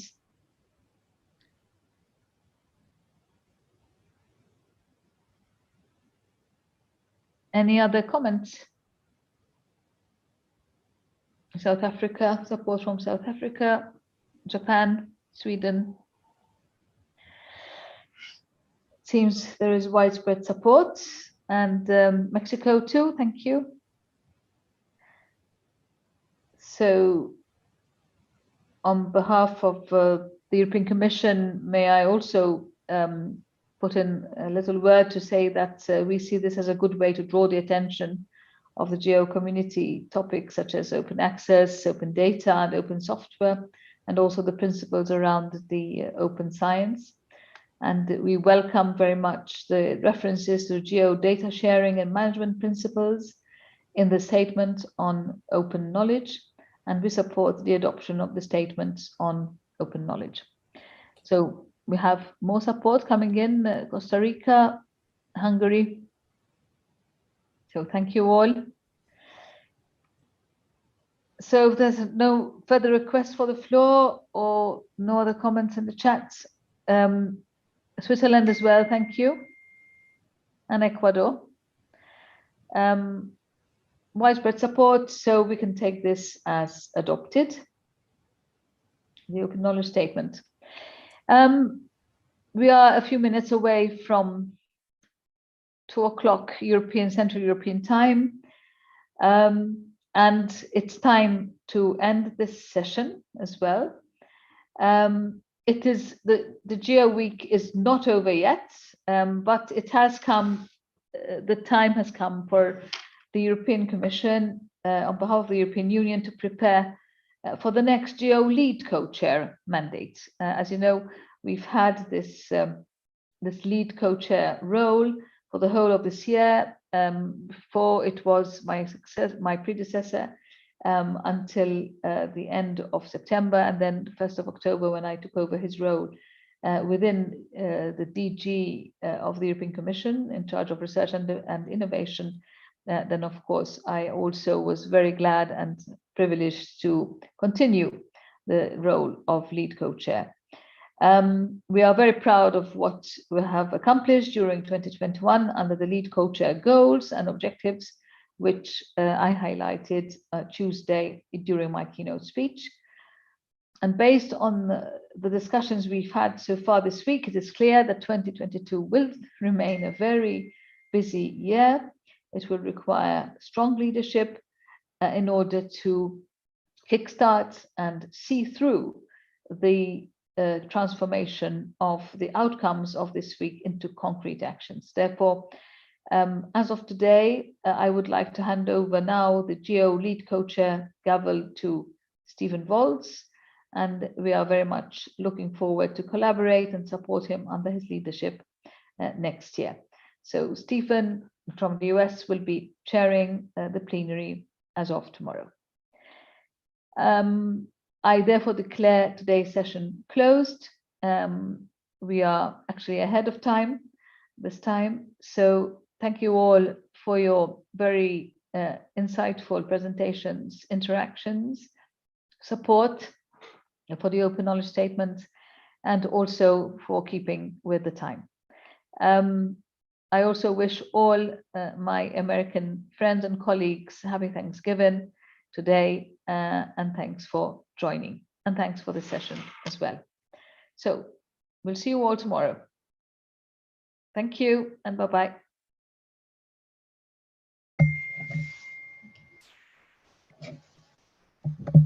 Good morning, good afternoon, good evening, everyone. Thank you for joining us today.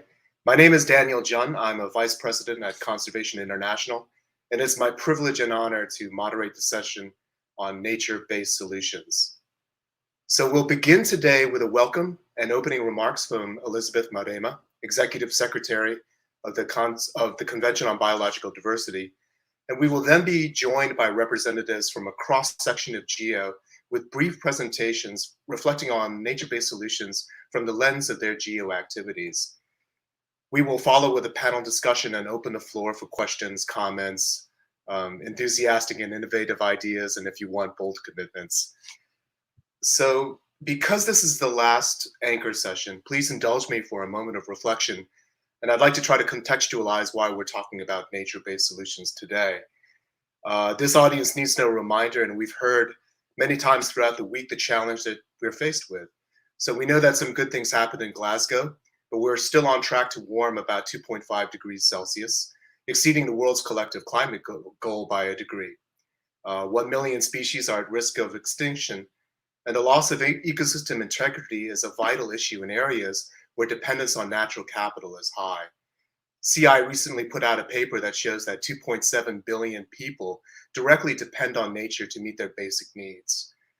The Desgupta report states that we need 1.6 Earths to sustain ourselves at our current trajectory.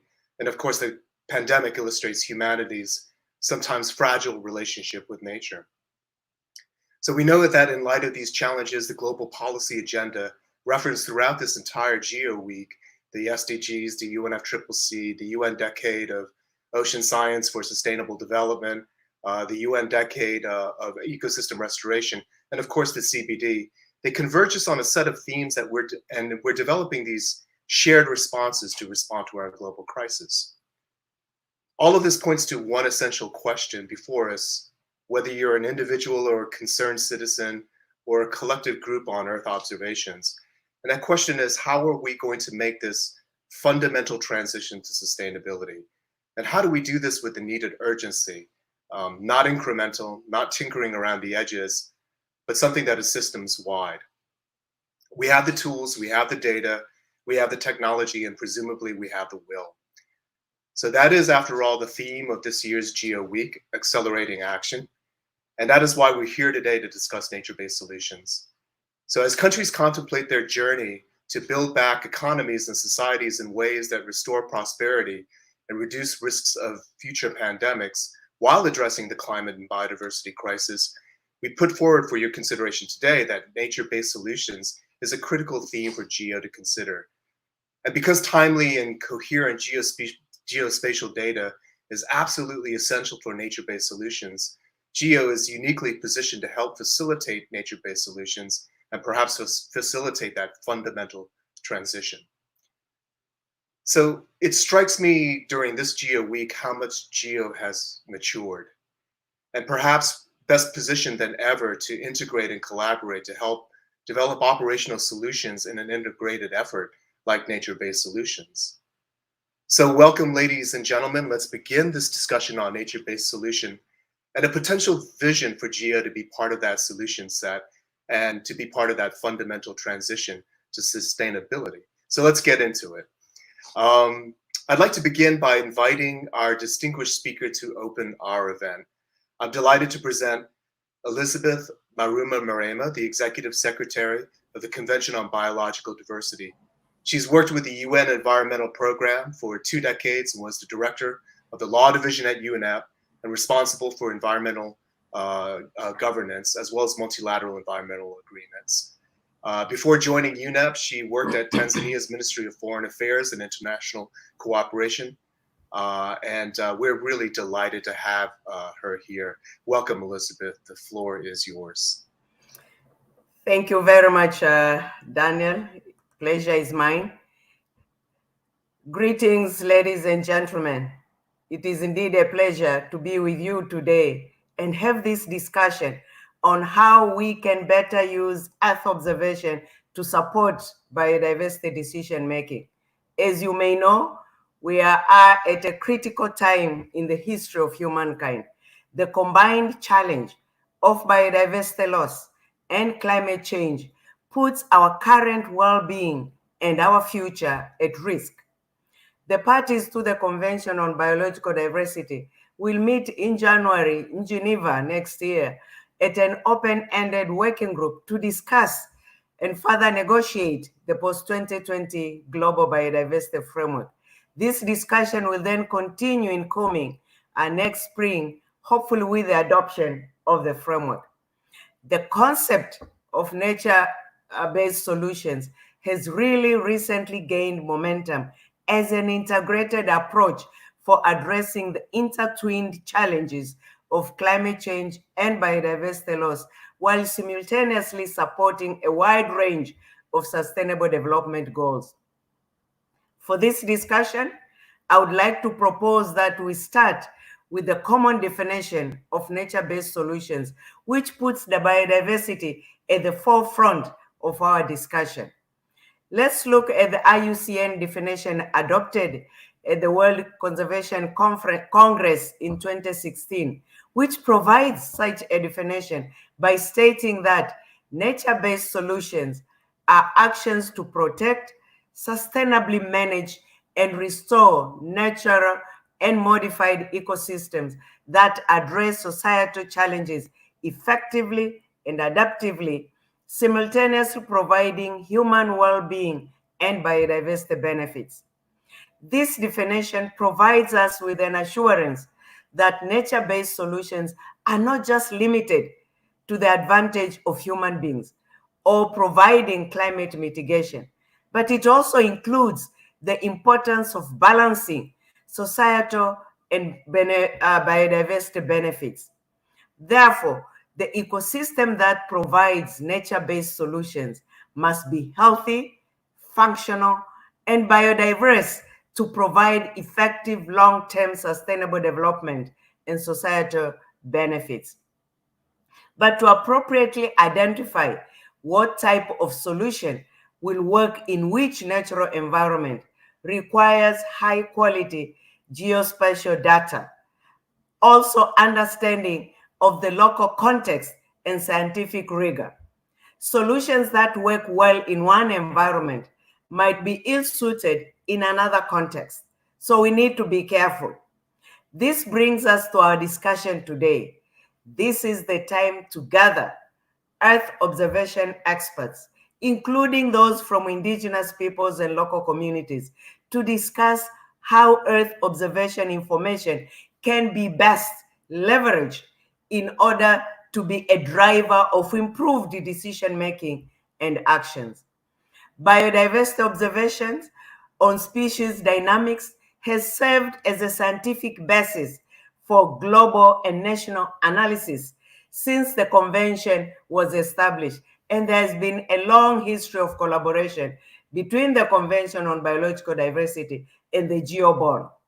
We are now at a time where this information needs not only be strengthened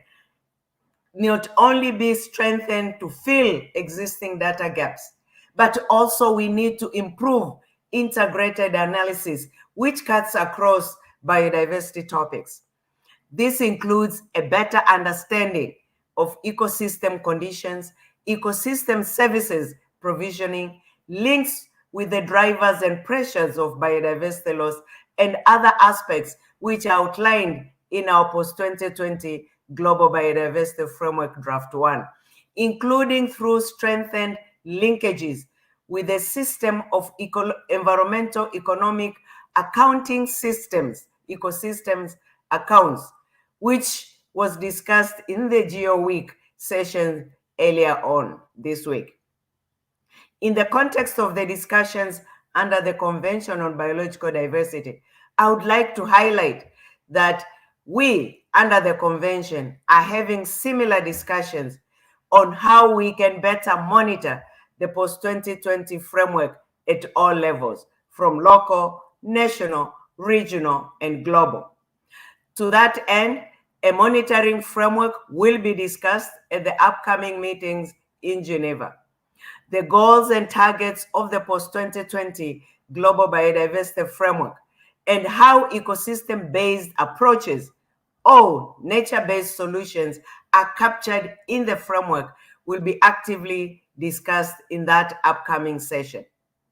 While the discussions are still ongoing, there is a recognition that improved data, including geospatial Earth observation data, is critical for designing, planning, and implementing the framework in a way that not only improves the protection of nature, but which provides human well-being, societal, and climate benefits. Better information will also help to leverage the financial resources needed for the implementation of the framework.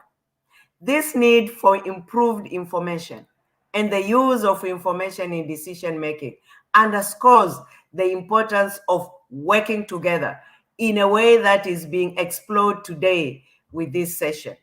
To improve monitoring at all levels will not only require improved access to data, but also concerted effort to build the capacity of stakeholders to use this data to inform their decisions.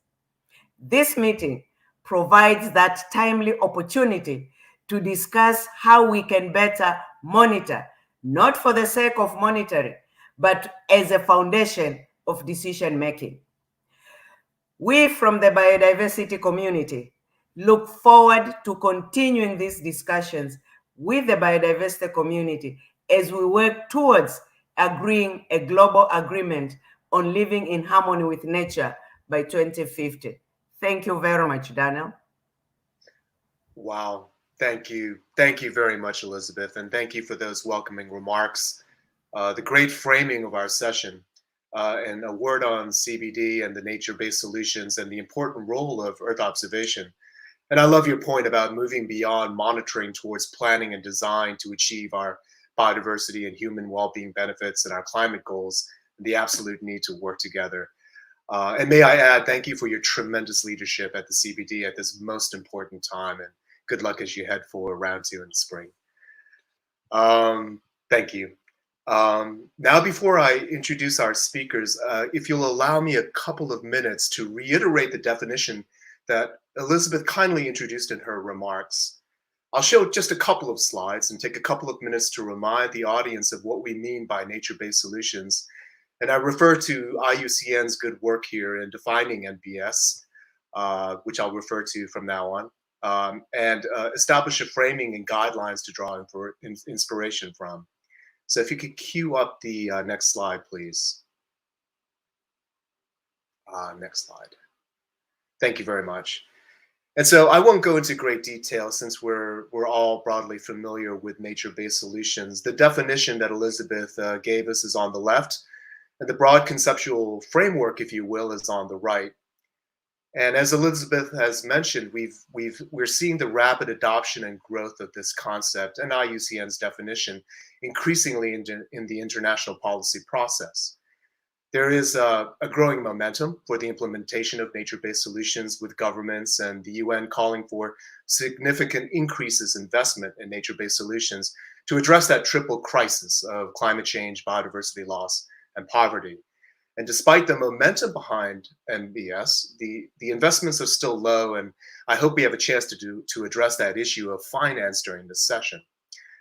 But anyway, the 3 main dimensions of nature-based solutions that Elizabeth referenced in her talk, the societal challenges, biodiversity net gain, and the co-benefits for human well-being underpin IUCN's definition, and is fleshed out in greater detail in IUCN's document, the Global Standard for Nature-Based Solutions. And I'll drop that link in a chat if you're interested in looking in greater detail. But if the framework seems familiar, it is. It's an umbrella concept evolved from a well-established and complementary set of approaches, whether it be indigenous management practices, ecosystem approaches, ecosystem-based adaptation or mitigation, forest restoration, and so on. But essentially, nature is at the core of the effort, with the tacit understanding that ecosystems sustains societies. And it maintains that notion that its protection, management, and connectivity thereof is of great benefit to other sectors. It acknowledges what we know today, that human well-being and natural ecosystems are interconnected, and that ecosystem functions and services play a key role in addressing societal challenges. These societal challenges that you see at the bottom of the screen are linked to the SDGs by design. And obviously the societal challenges well parallel GEO's focus. You might even instinctively visualize how GEO maps to this and the role of Earth observations in geospatial data in all of this. Next slide, please. So I won't go into this slide of Criterion Principles. You can find this all on IUCN's materials and at their website, which I'll drop into the chat. But it's worth mentioning a couple of key points here, that nature-based solutions is science and knowledge-driven and operational in nature. And in this day and age, this integrated approach is important so that actions in the climate mitigation space don't negatively affect something in, say, the biodiversity space. So co-design is absolutely essential. So this requires coordinated action, and there's an explicit focus to co-produce outcomes. So that's just a brief reminder of nature-based solutions, the definitions, and the broad framework that we're dealing with before we go into the presentations. And the question for us is obviously, are we positioned to be a game changer as GEO? Do we as a group on Earth observations have the necessary data, platforms, people, and interoperability to help drive a more comprehensive effort to provide integrated information and insight to countries doing nature-based solutions? So I'd like to, at this time, introduce our speakers to provoke some thought on this. So let's begin the presentation part of our session with a great cross-section of representatives who will briefly remind us of their activities and thoughts on how these tie to nature-based solutions, both individually and collectively as GEO. And hopefully this will jog some thought for our discussion on how our respective activities might contribute to nature-based solutions. And the intent is to demonstrate that GEO can move the needle and provoke some discussion on how we can do that. So I'd first like to invite to the floor Titus Letapo. So Titus is a champion of the conservation community model in Kenya with over 19 years of conservation and community development experience. Titus has helped develop successful conservation strategies. He spearheaded collaboration between the county governments and communities and played a key role in promoting peace between different ethnic groups in Samburu and neighboring communities. His work is not only vital in helping to create the conditions of sustainable socioeconomic development, but also helping to conserve and protect critically endangered species. Welcome, Titus, and the floor is yours. Yeah, hi everybody, and thank you, Daniel, for moderating this.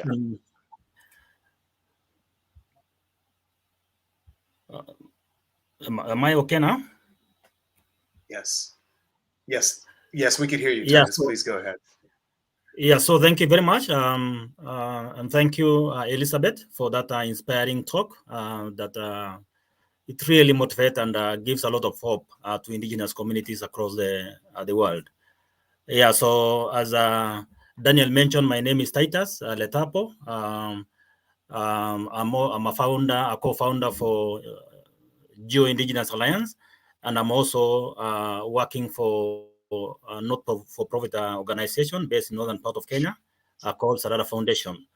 The main role of Sarada Foundation is to support a long-term paradigm shift that is designed to catalyze a healthy, resilient, and prosperous environment for both wildlife and people. I'm so delighted to be among the key speakers in this session. And I would like maybe to start at the session. I don't know that you can project my slides.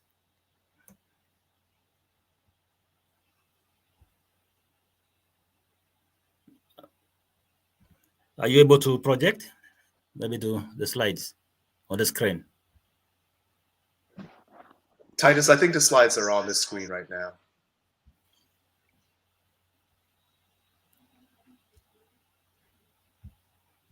Mm-hmm. Titus, you may go ahead. The slide is showing on the screen, I believe. Not on my screen. I don't know. I don't know. Yeah, I don't know. I apologize for that. Yeah, I think the slides are up. I apologize that you can't see them. But the first slide says nature-based solutions, and perhaps you can go ahead with your talk. I think the audience can see your presentation now. Okay, thank you very much. So I think as indigenous communities or indigenous people in Samburu or in northern part of the country, we have been having or practicing a lot of nature-based solutions that basically involve conservation and trying to restore and better management of ecosystems within the northern part of the country. And as an indigenous community in the past, you'll find that most of the practices that we do have been eroded and basically interfered by modern cultures. And you'll find that most of the practices that we used to do are no longer practiced. Just to give us some of the examples of the maybe the practices that we used to do, we used to have a rotational grazing, given the fact that we are pastoralists and we keep herds of livestock and we keep moving from one point to another point. You'll find that because of interference of cultures and again, people not following their tradition, you'll find that people tend to stay for a long time within one area, basically affecting livestock movement and again, it doesn't allow the land to rest. So you find that most of the areas that we currently live are severely degraded, and erosion has taken place in most of the part of the area, affecting both wildlife species and also livestock. You'll find that this causes a lot of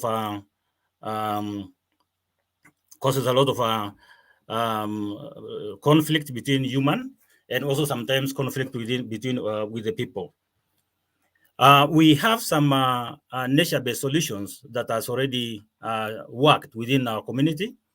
For example, rangeland rehabilitation, efforts of reseeding, gully healing, and tree healing. You'll find that these ones has greatly worked within the community. Introduction of alternative source of livelihood, basically community-owned and managed ecotourism facilities, which are wildlife related. And this one brings in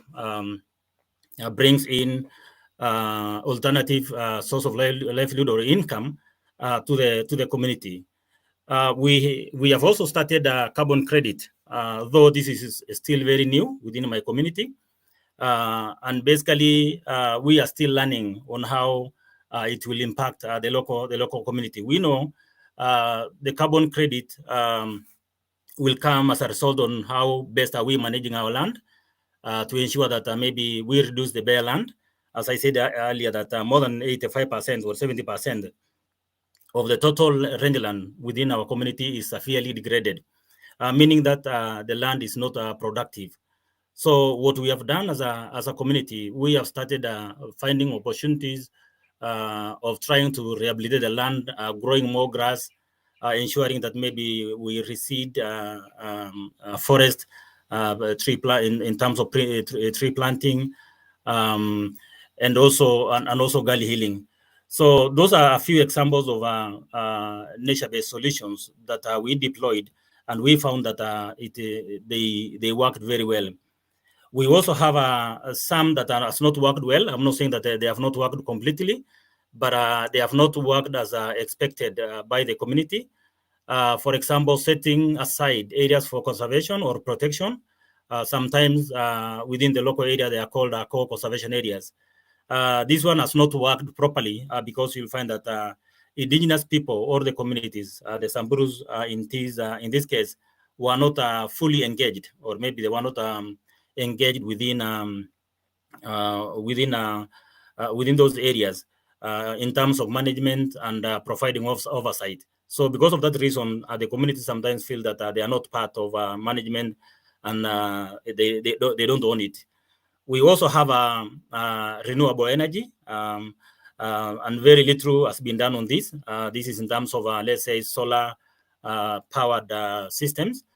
And again, they are very expensive, maybe for the local community to acquire. So again, the renewable energy in this case has not worked properly, just because of availability and how expensive it is to acquire. Then what do we need to do to ensure that maybe the nature-based solutions succeed within the indigenous setup? So I think that we should enhance the indigenous communities' capacity in terms of nature-based solutions, and this will allow them to choose what they see that they can see that it can work, and also provide alternatives that relates to their practices. It is sometimes maybe not good to introduce to the communities what they don't know, and again sometimes what doesn't relate to what maybe they normally practice. If that one is done, then there might be a lot of resistance, and sometimes it takes long for the communities to embrace the solution. We also need to make sure that we provide a supportive environment in terms of policies and financial support to ensure that sustainability of these nature-based solutions and indigenous ownership. Sometimes you'll find that the nature-based solutions that we provide, let's say, for example, rotational grazing, or maybe protecting of culturally relevant sites, areas for prayers, as long as they are not being protected by the government or the county government, you'll find that they will not last longer, or they won't be sustainable. So what we have done also as a community, our county government, which is the Samburu County government, is already developing a planned grazing policy that will support the community in terms of planning their grazing, and again planning settlements within those areas. Trying also to link maybe to link the indigenous knowledge to Earth observation. As a community, you'll find that the community is not fully aware or aware on Earth observation data, whether they're available or not.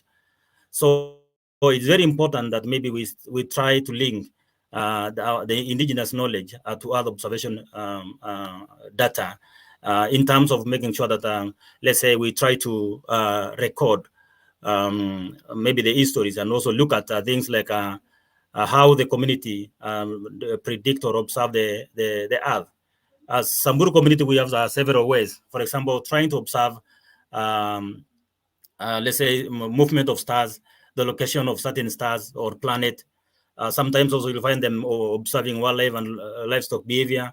And this normally helps them to forecast the weather, or even try to know what will happen in future.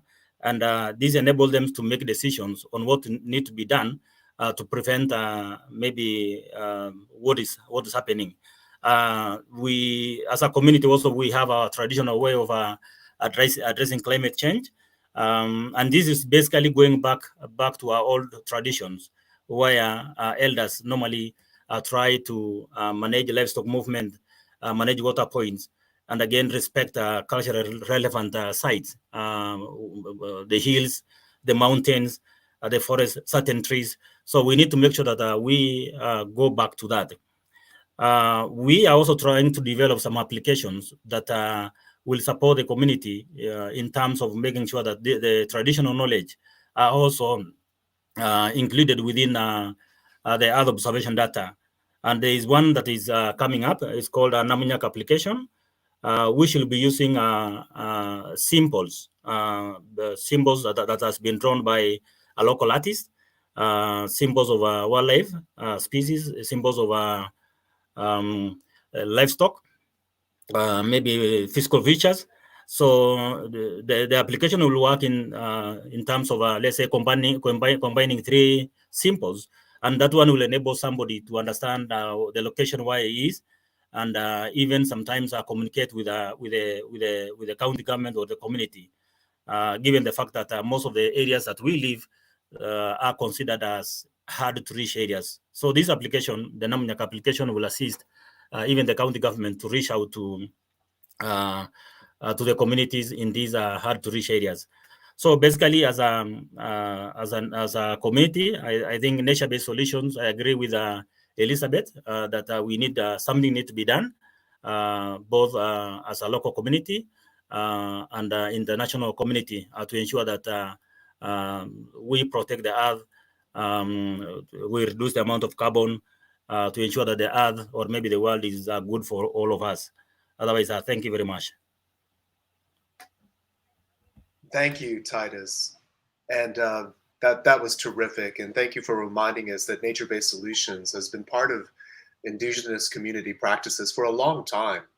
And love the illustration on the practices that you deployed and what has worked. And as Lawrence noted in the chat, what has not worked, and appreciate the candor for that. And also the point about linking indigenous knowledge and Earth observation, and we're very excited about the Namunat Gap. So thank you very much for your talk, Titus. Now I'd like to introduce to you Maria Cecilia Londono Mercia, who is a senior researcher in biodiversity assessment and monitoring program at the Humboldt Institute in Colombia, and she is also the co-chair of GeoBond. Maria's main experience is on the use of biodiversity geographic analysis for decision making, and she works on the production of biodiversity indicators. She coordinates and performs research that contributes to implement the knowledge to the action cycle related to specific problems in the context of biodiversity conservation and sustainable development. And she'll provide a few thoughts on behalf of GeoBond. Welcome, Maria. The floor is yours. Thank you. Thank you very much, Daniel, Laurent, for this invitation and coordination of this session. So I'm going to talk a little bit about the relationship between biodiversity monitoring and its use on a nature-based solutions framework. So the next one, please. Okay, so the first thing to emphasize is the importance of monitoring in the decision-making process. So in the left of your screen in red, you have the typical cycle of adaptive management process, where you have this planning part, the part of where you do things, you implement, and then you evaluate or assess how your intervention have resulted, and you learn from that assessment. Part of this adaptive management cycle has a specific part for gathering data that help you to do that assessment. And that is the monitoring cycle, as we have called it in Humboldt Institute and in several other parts. And this monitoring cycle is really identify what type of data do you need, how you collect the data, how you analyze the data, and what are the indicators you produce to really help you assess what you aim to achieve through those actions you are doing. So these two things are coupled together, and you can think of the monitoring as a gear that will help this adaptive management cycle work. Next one, please. These decisions for nature-based solutions are done on two main scales, where there are many scales, but let's focus on two. One are those, let's say, high-level regional or national planning, and identifying where the most strategic sites are for your investments in this type of projects. And then there is a local scale where you do implement the solution. On both of these scales, you need information. Biodiversity information is one of those that you need at both scales. And I'm listing here, for example, a set of data, of information that you need for the planning part. So conservation features, drivers of change, economic cost, carbon cost, and risk and vulnerability areas are key spatial information you need for do that regional or national planning. And when you go to the local implementation part, you will also need to identify which are those variables and those indicators that help you at that local scale to identify if you are meeting those societal challenges we were thinking, or we were mentioning in the introduction, and also the biodiversity benefit that you are driving with those local implementations. The next one, please. Okay, so Geopoint has been developing the essential biodiversity framework as a way to convey different biodiversity observations into variables that help us in different decisions process. Here I'm showing you the groups of in the center of the slides, the group of type of essential biodiversity variables and the relationship with that information you need at the planning of the nature-based solutions. So you can see how all the biodiversity information is not just informative for the conservation features, but you also use this type of information for understanding the drivers of change or knowing where the change is happening. Also assessing carbon costs and, for example, risk and vulnerability areas need this type of information also. The next one, please. So the development of the essential biodiversity variables are in the center of this image you are seeing. And on the left, you find the observations, primary observations that are modeled to produce these variables, and these variables are then used for producing the indicators in the right side. The next one, please.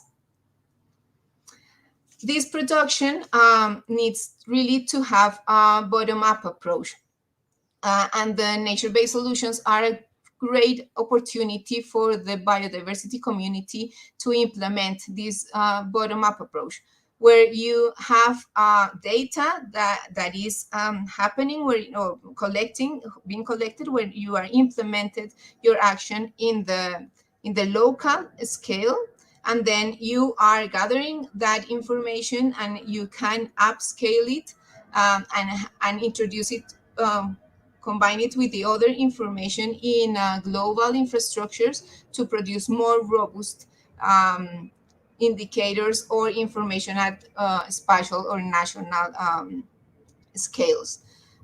So I want really to focus on this opportunity that also the biodiversity community has with these nature-based solutions as a main way to increase and have better biodiversity information.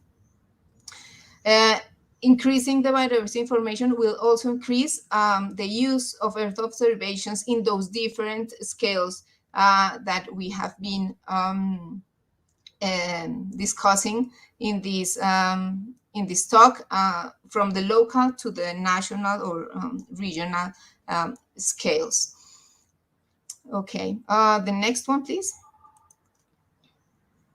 So the Geopoint Network, which is a voluntary network of members from all around the world, are really looking on how to improve the acquisitions and coordination of those biodiversity observations, and that they are useful for different decisions in the different scales and levels, how to really couple the data to the monitoring and assessment process, identifying which is the best data that you need, and how can this all this process from the data to the indicators be done in a more effective way. So that was my talk. Thank you very much, and well, happy to answer questions. Thank you. Thank you. Thank you, Maria. That was terrific. And thanks for underscoring the importance of long-term data and the need for long-term biodiversity monitoring. Also, the important point about prioritization, identifying where nature-based solutions might be key to, say, guiding investment. I also really enjoyed the tie that you made between the EBVs and nature-based solutions, which is something to explore later on, hopefully during the session, and also the importance of the bottom-up approach. I think that was a really key point that you made there. So thank you very much, Maria. I'd like to now tee up the next speaker. Angie Heckeljen is a technical and policy advisor at GIZ. And as a geographer, she works on that interface between humans and environment on issues of sustainable development, with a special focus on land-related issues. With her background in Earth observation, she serves as co-chair of the GEO-LDN initiative, the Land Degradation Neutrality Initiative. And previously, she's worked at the United Nations Office for Outer Space Affairs, the SPIDER program, and the Center for Remote Sensing of Land Surfaces, as well as the Center for Development Research. Welcome, Angie. The floor is yours. Thank you very much, Daniel. Yes, I will talk about how GEO-LDN uses Earth observation to monitor land-related SDGs and how this links to nature-based solutions. You can move over to the next slide, I think. So before I divulge into Earth observation, I would like to give you a bit of a context why healthy land is important to achieve multiple SDGs and environmental frameworks. So I would like to start with a quote from Wangari Maathai, which expresses well the motivation behind our work. The quote goes, "When resources are degraded, we start competing for them. So one way to promote peace is to promote sustainable management and equitable distribution of resources." The finite resource of land is the basis of all terrestrial ecosystems. So it is the basis of nature-based actions, basically, with co-benefits for biodiversity, climate change, mitigation and adaptation, and disaster risk reduction. In the past 5 years, all 3 Rio Conventions have published flagship reports that put land degradation at the center stage. They all conclude that land degradation prevents the achievement of global goals. Next slide, please. Let me illustrate this with this the conceptual interlinkages and co-benefits between land and nature-based solutions with this graphic. It shows the co-benefits between action, target systems, the conventions to which national states report, the ultimate goal of sustainable development, and the underlying monitoring system. Nature-based solutions is also described as an umbrella concept that covers the whole range of ecosystem-related approaches, as Daniel said before. So, for example, ecosystem-based adaptation and mitigation, ecosystem-based disaster risk reduction, and sustainable land management. And this is why it is represented here in the action box on the bottom.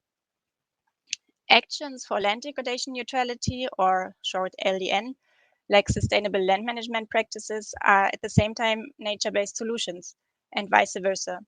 So both LDN and NBS strive for co-benefits of society's development goals and resilience of ecosystems, or as the ultimate goal, sustainable development. For simplicity here in this graphic, LDN is reduced to its role in the SDG context, so where it is a target, namely SDG target 15.3. But in reality, LDN is more than a target with a clearly defined monitoring system. It is a concept.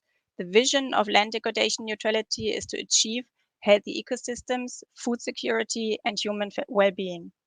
Sounds familiar, doesn't it? These are the elements that are also the ambition of nature-based solutions. So the center of the LDN concept is its clear response hierarchy.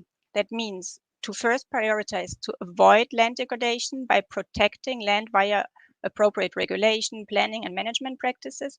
Second, to reduce land degradation on agricultural and forest land by applying sustainable land management. And third, where feasible, reverse past land degradation via restoration.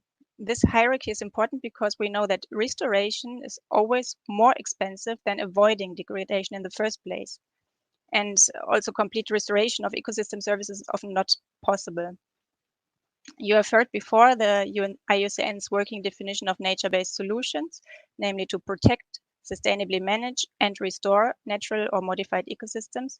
And this corresponds exactly with the LDN response hierarchy to avoid, reduce, and reverse land degradation. So my line of argument here is that LDN feeds into nature-based solutions and vice versa. The work we do in GEO-LDN is directly relevant to nature-based solutions. So GeoLDN's work is anchored here in the box below, which states monitoring a vehicle for learning and the basis for decisions. But this is not given. Often monitoring is focused only on compliance. So one early success of GeoLDN is that the entire Earth observation community has rallied behind an approach that enables all data providers and technology developers to contribute to SDG 15.3. And central to this are the federated approach of interoperable tools and data harmonization.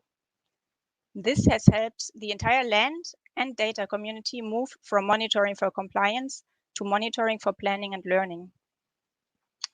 I will show later 2 examples of GeoLDN's work on using Earth observation for national reporting and for land use planning. Next slide, please. So to get us all on the same page, what GeoLDN is, just briefly, GeoLDN evolves from a clear policy mandate from the Conference of the Parties of the United Nations Convention to Combat Desertification. It helps national and local actors in all countries use Earth observations to achieve LDN, and it provides capacity development, data quality standards, and data analytics. It's important to mention that the analytics strategy of the GeoLDN initiative is the basis for its capacity development strategy. So through open source code of the federated approach, each technological innovation that contributes something new helps countries more effectively assess land degradation, make more optimal land use decisions, and monitor the status of LDNs so that course corrections can be made.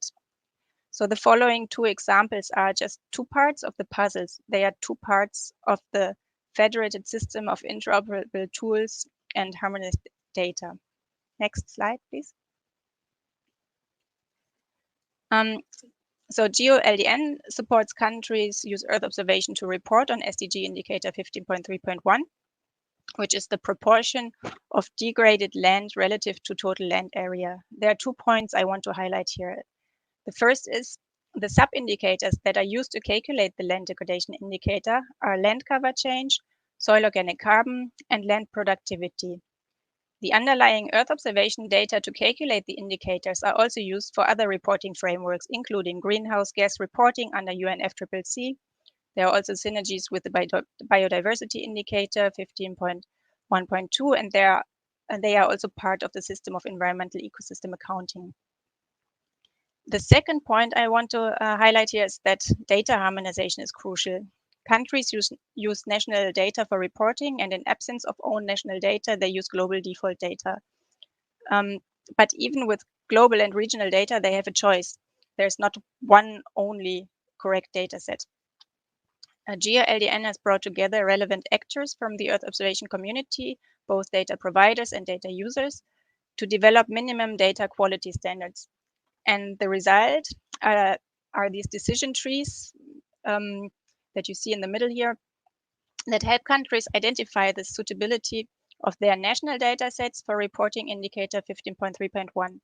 These are now included in the updated UNCCD good practice guidance on the SDG indicator, and they are also translated into trends.earth, an excellent interface to calculate the SDG indicator 15.3.1. Next slide, please. So the second example that I bring here has been a crucial step towards monitoring for planning and decision-making processes.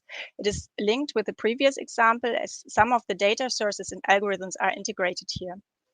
One means of implementing measures for LDN is integrated land use planning. And well, this is where it all comes together.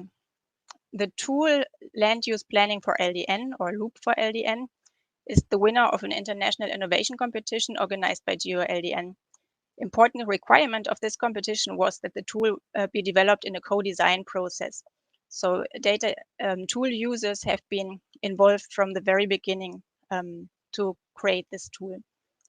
Loop for LDN helps stakeholders in the land use planning process to make more transparent and well-informed land use decisions at the local to national level.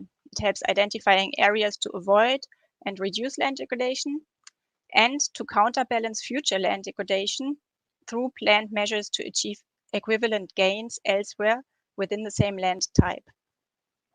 This tool also promotes a participatory land use planning process where stakeholders with different land use interests come together and discuss the trade-offs and co-benefits of different land use options. And it gives guidance on which sustainable land management practices are suitable options for the respective ecosystem they live in. There will be a session, a dedicated GeoLDN session tonight where you can learn more about this tool.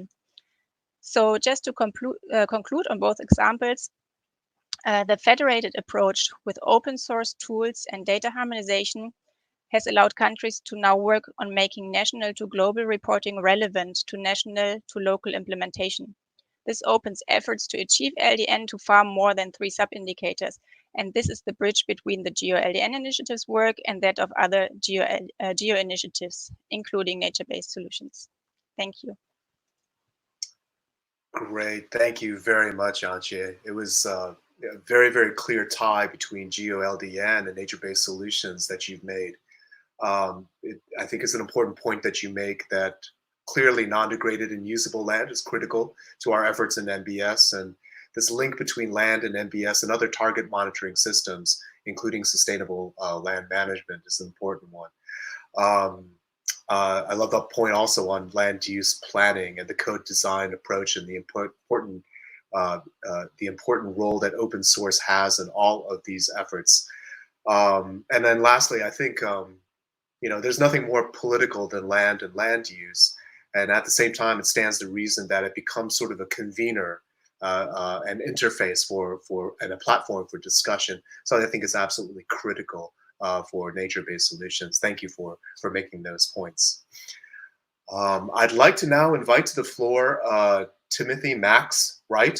Max is a geographer and the director of spatial planning and priority setting at the Moore Center for Science and Conservation International. His work focuses on landscape planning and priority setting, including land cover and land use change analysis, spatial modeling, and the use of remote sensing technology. He's actively involved in GEO and leads the Secretariat for the Earth Observation for Ecosystem Accounting Initiative. Max supports a wide range of activities across Conservation International, including natural capital accounting, capacity building, and natural climate solutions. Welcome, Max. The floor is yours. Great. Thank you very much, Daniel, and thank you everyone for having me here on during this anchor session. I'll be presenting on accounting for nature from the lens of the Earth Observation from Ecosystem Accounting Initiative. Next slide, please. So what is ecosystem accounting? Ecosystem accounting is a newly adopted standard by the UN Statistical Commission under the System of Environmental Economic Accounts. And essentially what ecosystem accounting is a standardized framework for linking the environment with society and the economy. So looking at ecosystems as assets, looking at the extent of those assets and the condition of those assets, and how they can provide ecosystem services that benefit people and the economy more broadly. What ecosystem accounting seeks to do is explicitly make these linkages and present that information in a standardized way that's collected over time that can be used to support decision-making while being integrated into the existing decision-making frameworks that countries are already using. Next slide, please. So why do we use an accounting framework? There are many reasons why incorporating the environment into an accounting framework is so powerful. And probably the most important reason is that these national accounts are already the tools that countries and decision makers use for crafting policy and for deciding what they're going to do with the land. So integrating environmental information into these existing accounts allows for it to be speaking the same language that policymakers are already using. Also, organizing information into accounts encourages cross-sectoral collaboration across various government agencies. In the development of environmental and ecosystem accounts, you need inputs from a whole number of different environmental agencies, and it essentially forces people to work together and to think outside of their individual disciplines so that we can come together around more holistic solutions and holistic planning. And that kind of brings me to the final point, which is by incorporating the environment alongside the traditional economic information. It provides a much more complete view of a country's assets, including those natural values, at scales that are both spatial and temporal scales that are appropriate for decision makers. Next slide, please. Now, what is the role of Earth observation in this accounting system? Unlike many other types of accounts that are generated by national statistics offices, ecosystem accounts are inherently geospatial and multi-temporal because ecosystems are place-based and they change over time. It's very important to be able to capture that information in a way that's reliable and consistent over large areas. And this is where Earth observation comes in. It's a very well-suited tool for this sort of large-scale environmental monitoring in a standardized way. And by developing methods and tools that utilize Earth observation data and products, we can allow for scalability between countries or across space, and for comparability so that we can understand what changes are happening over time, or compare the progress in one location versus the progress and the advances in another location. Next slide, please. Because of this acknowledged importance of Earth observation for supporting environmental and economic accounting, the Earth Observation for Ecosystem Accounting initiative was formed at GEO. And the goal of this initiative is to further develop the applications of Earth observations to support accounting consistent with the standards and guidelines put forth by the UN SIA, which is our policy mandate. Our mission is therefore to document, develop, and support methods and tools that will allow Earth observation technology to be more effectively enable widespread adoption of ecosystem accounts. We seek to be an enabling factor, essentially providing a bridge between these two communities of Earth observation users, producers, and technical folk with the ecosystem accountants and the national statistics offices that are required to develop these ecosystem accounts. Ultimately, ecosystem accounting intersects many different GEO work programs and work flagships, initiatives, and expertise. And another goal of the Earth Observation for Ecosystem Accounting initiative is to leverage that expertise within GEO so that we can provide a standard framework to incorporate nature into our decision-making and into our policies. Next slide, please. So as we're thinking about integrating nature-based solutions, it's important to kind of consider that, building this into an accounting system allows nature-based solutions to be integrated into the existing planning and decision-making systems that the policymakers are already using. As we've seen from the previous presentations, it's important that we have consistent methods and standardized ways to assess, monitor, and prioritize nature-based solutions so we can understand the trade-offs and opportunities in a given place. So much of nature-based solutions and ecosystem accounting, is place-based. It happens on the land or in the freshwater or in the marine systems. And we need information about the environment so that we can understand what is the best approach within that local context. And accounting allows us to do that by providing this standard information that's collected across, consistently across a large area. Also, embedding nature-based solutions into an accounting and framework ensures permanence, and it provides a platform for understanding the interactions between the environment, the economy, and society.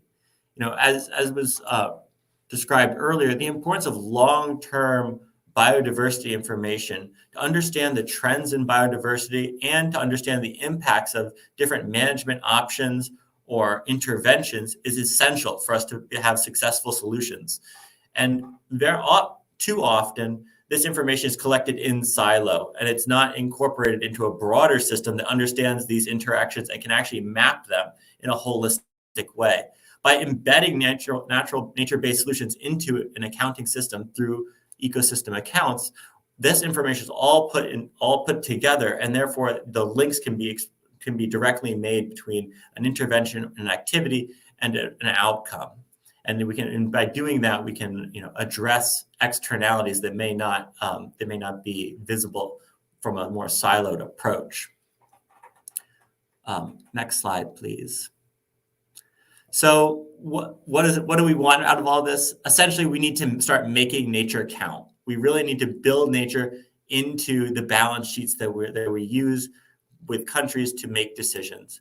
Ecosystem accounting is a common language that can be used to capture the diverse set of nature's contributions to society and the economy. And that can include, the interventions that are done at a local scale by indigenous and local communities. That can be interventions and policies that are made at regional or national scales, or even commitments that are made at the global scale. And ultimately, if we want to achieve these global goals, these ambitious targets that we've set for ourselves around climate, sustainable development, biodiversity, and human well-being, we need to adopt holistic solutions.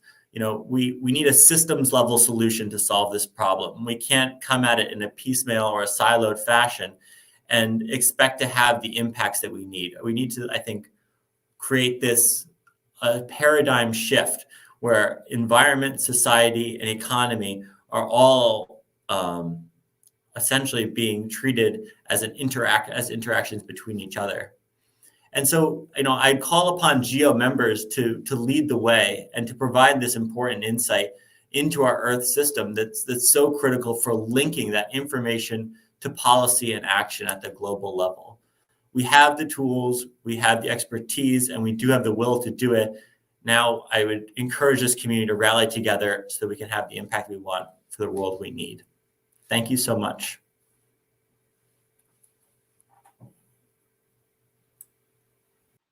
Thank you very much for that, Max. That great presentation.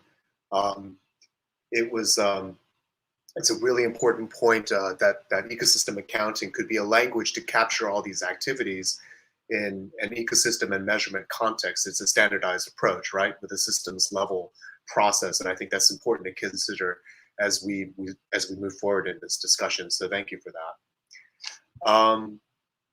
All right, ladies and gentlemen. A virtual round of applause for all our speakers for teeing up our conversation. Thank you very much to all of you for that. That was a wonderful set of considerations for us to move into the panel part. I'd like to now invite all the speakers to the floor to begin our panel discussion.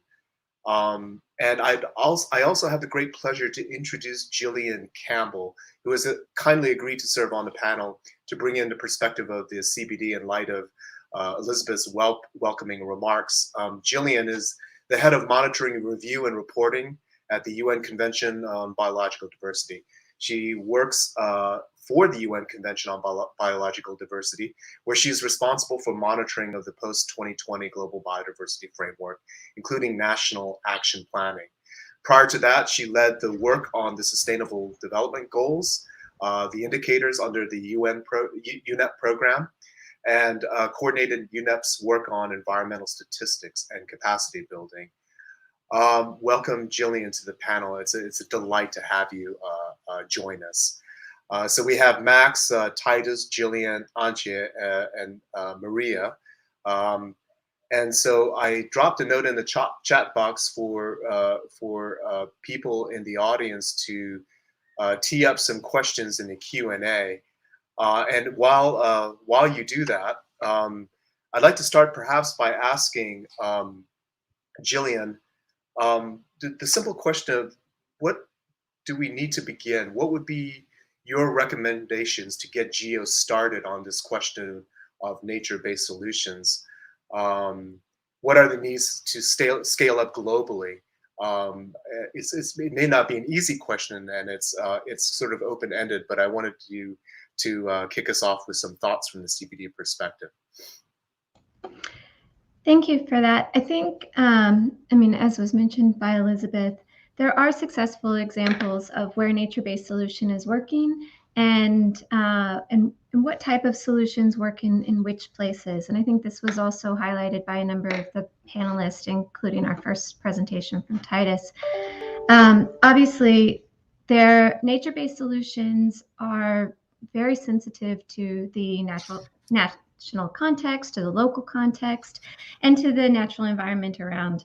And so I think that in order to effectively develop and scale up nature-based solutions, it really does require a high level of information on what is happening on the ground in a specific place. And this includes from Earth observation information, and then also bringing this together with traditional knowledge and the knowledge of communities.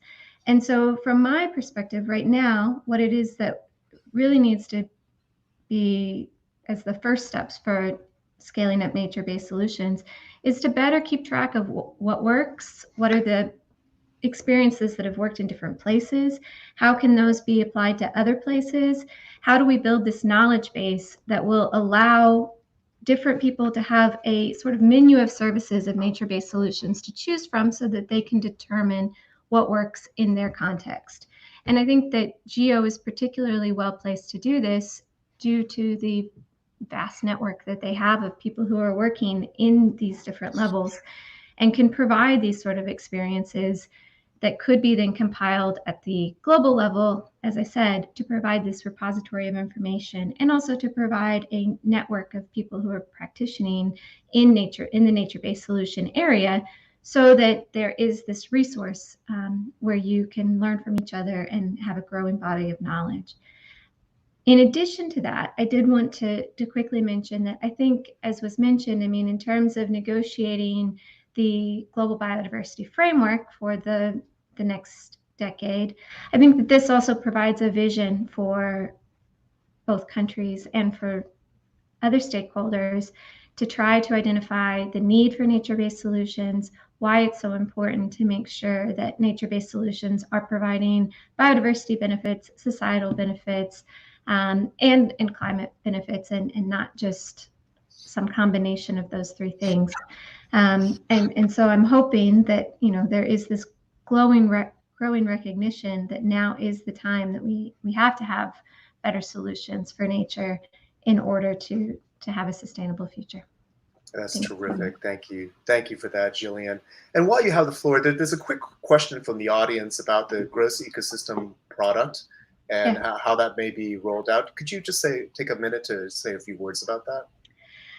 Yeah, I mean, I think also, I'm sure Max could also say something about this, but I think that there's certainly a growing demand for this sort of information.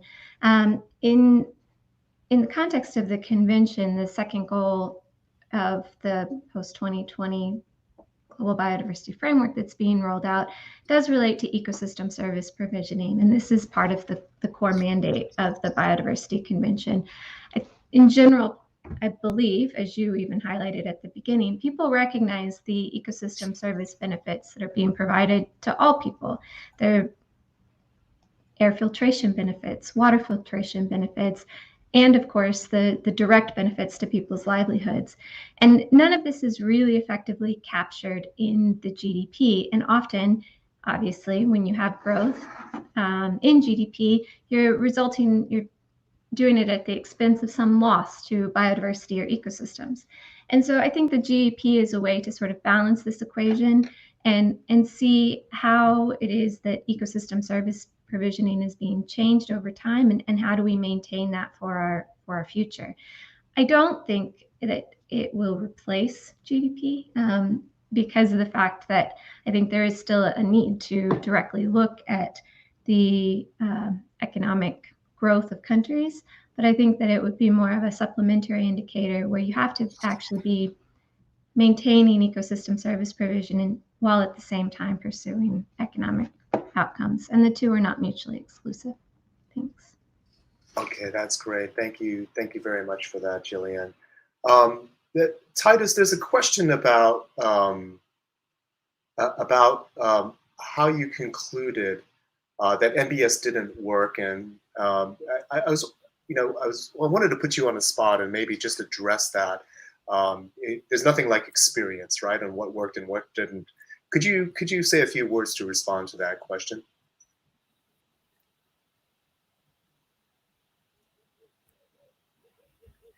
Yeah, yeah, thank you. I think what I meant by that, by saying that some of the NBS has not worked properly, is because possibly one of the reason could be approaches that possibly could have been used.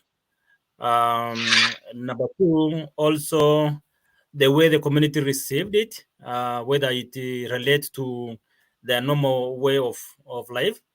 Yeah, so those are the reasons why possibly they didn't work well. If I can give an example of, let's say, setting aside some land for conservation, people relate that with national parks.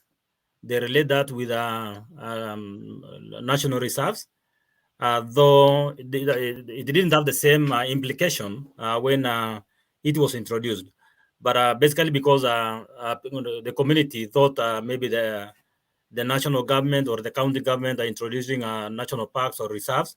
That's why the core conservation areas didn't work. Yeah, great. Great, thanks for that. That's incredibly insightful. Maria Cecilia, there's a question about biodiversity being included in a BS, a case that I think you made in your presentation. And there's a challenging question of, is it feasible in every context?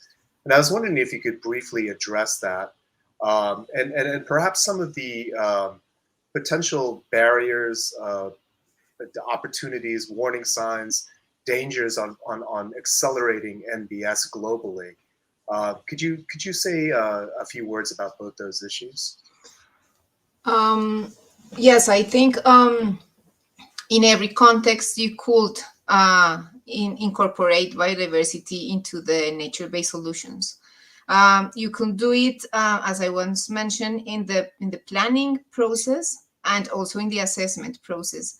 If you think of nature-based solutions as giving biodiversity a benefit, biodiversity is totally is part of the ecosystem, and is really it's the relationship between the diversity, the species, the communities within the places are the ones that are giving the ecosystem the functionality. So at the end, it's really core to nature-based solutions to understand biodiversity. So that my first question, answer to that question is yes, and I have some chat with the person who did that question, and he was really thinking in cities, in urban context, and in that context, yes, there is also an importance of nature-based solutions and biodiversity. Green infrastructures are key for the movement of native species in the cities, and for example, that is one co-benefit clearly identify of nature-based solutions in cities. So that for my first answer of the first question. And then Daniel, what was the second one? I asked you about, well, it's not an easy question, and you know, it's either the barriers or the opportunities in accelerating nature-based solutions globally. Geopoint has such an incredible landscape view of data and how to apply that data in these different contexts, particularly with the multilateral environmental agreements. You know, from that perspective and from your work in the global arena, if, you know, what might be the opportunities or the barriers in implementing and accelerating nature-based solutions globally? I really think nature-based solutions are out there in a lot of ways. And as Titus was saying, as they have been established by local communities many years ago, you know. So I think that there is an opportunity to increase nature-based solutions if we really get to understand more how nature is integrated into those visions where nature has been the way that they have been sustaining their livelihoods for many times. So we need to better understand that part, and there you will see a lot of nature-based solutions that are already there working. And then the great opportunity for us as the Earth observation community is really to, once you can have a good set of those nature-based solutions that are happening there, to monitor them, to see what are they bringing in benefit of biodiversity, how are they changing the status of the local biodiversity, but also the regional functioning. So yes, I think there are a lot of things to work there, and as I think, well, nature-based solutions is not something new, and there are a lot of things that we can learn from the past exercise of monitoring, for example, ecosystem-based adaptation initiatives. That's great. That's great. And I want to riff off that point for a second and turn a question over to Angie, and maybe look internally to GEO, riffing off of what Maria just mentioned. And we know that as GEO, we can contribute meaningfully to nature-based solutions, but I'm curious how nature-based solutions might provide an organizing principle to GEO. Does the integrated application of Earth observation to nature-based solution help GEO and the global community to avoid silos? You made a really nice connection between the LDN and various parts of nature-based solutions and other GEO initiatives. I was wondering if you could speak a little bit towards that. Yes, thanks, Daniel. Yeah, I think with the silos, this is really a problem in implementation. I mean, if you remember the figure that I showed in the beginning, the dark blue boxes, they were the sort of the co-benefits, the joint space, and nature-based solution was shown as a connector, as the umbrella concept there. And all of the different sectors have the same goal. They want to achieve sustainable development, but yet the Agenda 2030 is an integrative approach with that is intersectoral, transformative, but the SDGs already are organized in sectors. The UN agencies are organized in sectors. The ministries, of course, are sectoral, and then the monitoring also becomes sectoral. And there, I think I see a great contribution that GEO could make is in working from this bottom level, from this monitoring level, in bringing the sectors together. And I think Max showed this very nicely in his presentation, that the SIA is trying to do exactly this, to bring the data together and to help learn from each other. So that we need harmonized data, we need tools that speak to each other, that are interoperable, and we need to bring this all together, because this will give us enhanced information that benefits all, and it will help that we don't duplicate efforts and that we use synergies as much as possible. And this requires us from GEO also to work even more closely together, to have coherent advice to governments in our capacity development on which data to use, which algorithms to use, and how to integrate all this information together to achieve sustainable development in the end. That's great. Thank you. Thank you for that, Angie. That's great, and it tees up, it tees up a good question for Max, actually. Max, I'd like to turn to you to maybe touch on human well-being benefits for a second. We don't want to forget them. It's absolutely core to what we're all doing here. There's often an emphasis on climate when we talk about nature-based solutions, but let's touch on human well-being benefits for a second. You had a chance to sort of provide that wrapper, but you didn't have a chance to go into detail, and I wanted to give you the opportunity to explain a little bit about how accounting for ecosystems benefits to humans takes advantage of Earth observations, and how is that an asset for nature-based solutions? Great. Thank you, Daniel, and thank you for the question. Nature-based solutions, obviously, we've spent a lot of time talking about the biodiversity benefits and the climate benefits. But another big benefit of nature-based solutions is in terms of ecosystem services, is that healthy, resilient ecosystems can provide services and can provide those services into the future for people. And one thing that I think is sometimes missed when we're having this conversation is that often when we talk about nature-based solutions, it really is from a human well-being perspective. If we want to achieve the development goals that we've set forward for ourselves, and we want to enhance human well-being, we need to do that within a healthy environment. The two, we can't do one without the other. And I think that's a really important point that we don't want to lose. And one of the values of ecosystem accounting is, as I've mentioned in the presentation and has been echoed by some of the other presenters here, is that it takes this information and integrates it in a way that we can really understand the interactions and the trade-offs between economic production and environmental degradation or enhancement, and what that means for humans, for people, the economy, and society. And ultimately, what we look for, or what we strive for, I should say, is these virtuous loops, these positive loops where we can enhance environmental resilience and ecosystem function, while at the same time maintaining or increasing economic productivity and ultimately benefiting human well-being.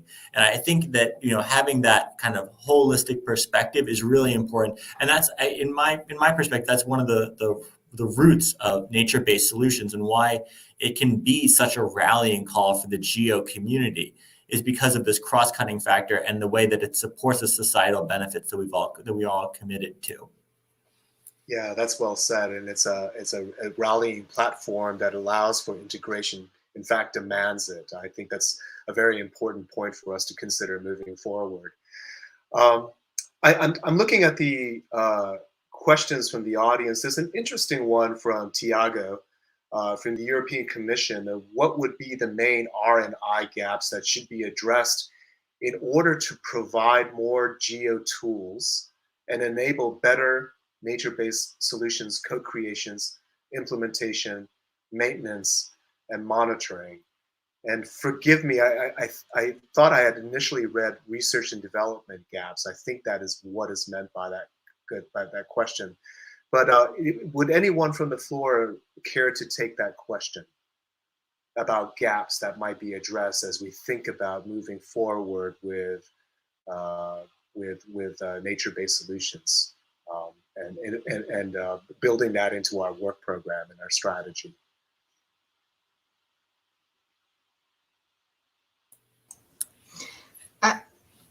I would like to, yes, and I want to mention it to other question that was on the chat, and it's the essential variables concept. Yes. I think that part could be a good research issue where we need to get together the GEO community and try to see how the different essential variables that different groups have been working on, how do they relate, and which are really those, you know, essentials, and how could we link them to the monitoring and planning of the nature-based solutions. That will be a very good exercise, I think. Fantastic. Thanks for answering that question in the chat, Maria. Max, it looks like you were going to take a shot at the other question. Yeah, I want to put forward just a few ideas around maybe some of these gaps, and some of them are less. I think that they're less about data and products. You know, I think we do that very well with GEO, and I think maybe the gap is more, or an opportunity is more around data and model interoperability, so that when we're reporting on these nature-based solutions, when we're monitoring nature-based solutions, we have a common understanding of what we're monitoring, what we're reporting on, and how we measure progress into the future. I think that's an area where the GEO community can really work to improve, is in this idea of data and model interoperability, which will allow us to create the tools and to support the different work programs into achieving these goals. So that's one area where I think there could be some room or an opportunity for GEO to really lead the way. That's great. Thank you for that, Max. Anyone care to take a shot at that question? Jillian, are you putting your hand up? Please. Yeah. Go. I don't know if I don't see a hand function, so I'm just gonna do this. Perfect. Yeah. So I think that, I mean, there's certainly a need for, as I mentioned, when you ask a similar question at the beginning of the panel for trying to keep track of what's working and what's not working in different contexts and having the data for this. But I think also one of the major gaps that we have in terms of actually co-creation of NBS experiences is that we still do have a very siloed approach. So you have the biodiversity community, and then you have the GEO community, and then you have the community that is working on different types of societal well-being issues, and then you also have the climate change community. And so the issue with NBS is that we're really trying to provide benefits across these different topics and bringing people together at different levels also. So you're trying to bring the people who are actually working on the ground in these different issues together. And I think that this is really where GEO and with others could try to fill this gap, is by providing a format where people can come together across these different sectors, because of the fact that I think that that's really one of the major impediments to developing nature-based solutions, is that often they're being developed by a particular community as opposed to across different sectors, as I said, climate and social development and biodiversity. Thanks. That's great. Great. Thanks. Yeah. Thanks for that. Please, Titus. Thank you, Jim. Yeah, and Daniel, maybe also for them to possibly understand or maybe look at the indigenous communities. For example, are these communities aware of the existence of geo data? Are they aware on how they can access it, or maybe how they can use it? And how do we integrate the indigenous knowledge even to the smallest communities within the GEO itself? Fantastic. That's a very, very important point, Titus. Thanks for that contribution. Maybe I can. Please go ahead, Maria. Yeah. Maria or Angie? Oh, was that you, Angie? I apologize. Go ahead, Angie. Yeah. yeah. I can only second what everyone said before, and I wanted to emphasize also this again this federated approach that I mentioned in the presentation, but I didn't have time to go into it. This is what the strategy of the data analytics strategy of GeoLDN is, to have this federated approach. It's like having building blocks where you have different data sets that are harmonized, that you can put together, that you have different tools and algorithms that are interoperable. And in the end, especially in very complex issues like land use planning, we will never have one tool that fits in all countries, in all ecosystems, in all areas. And this is why such a federated approach is so important, that land use planners or people in the national governments are able to take the building blocks that they need to adapt the system to their specific needs. And this is part also of the capacity development strategy, then to enable them to adapt. And this needs some knowledge about programming, of adapting algorithms and all of that.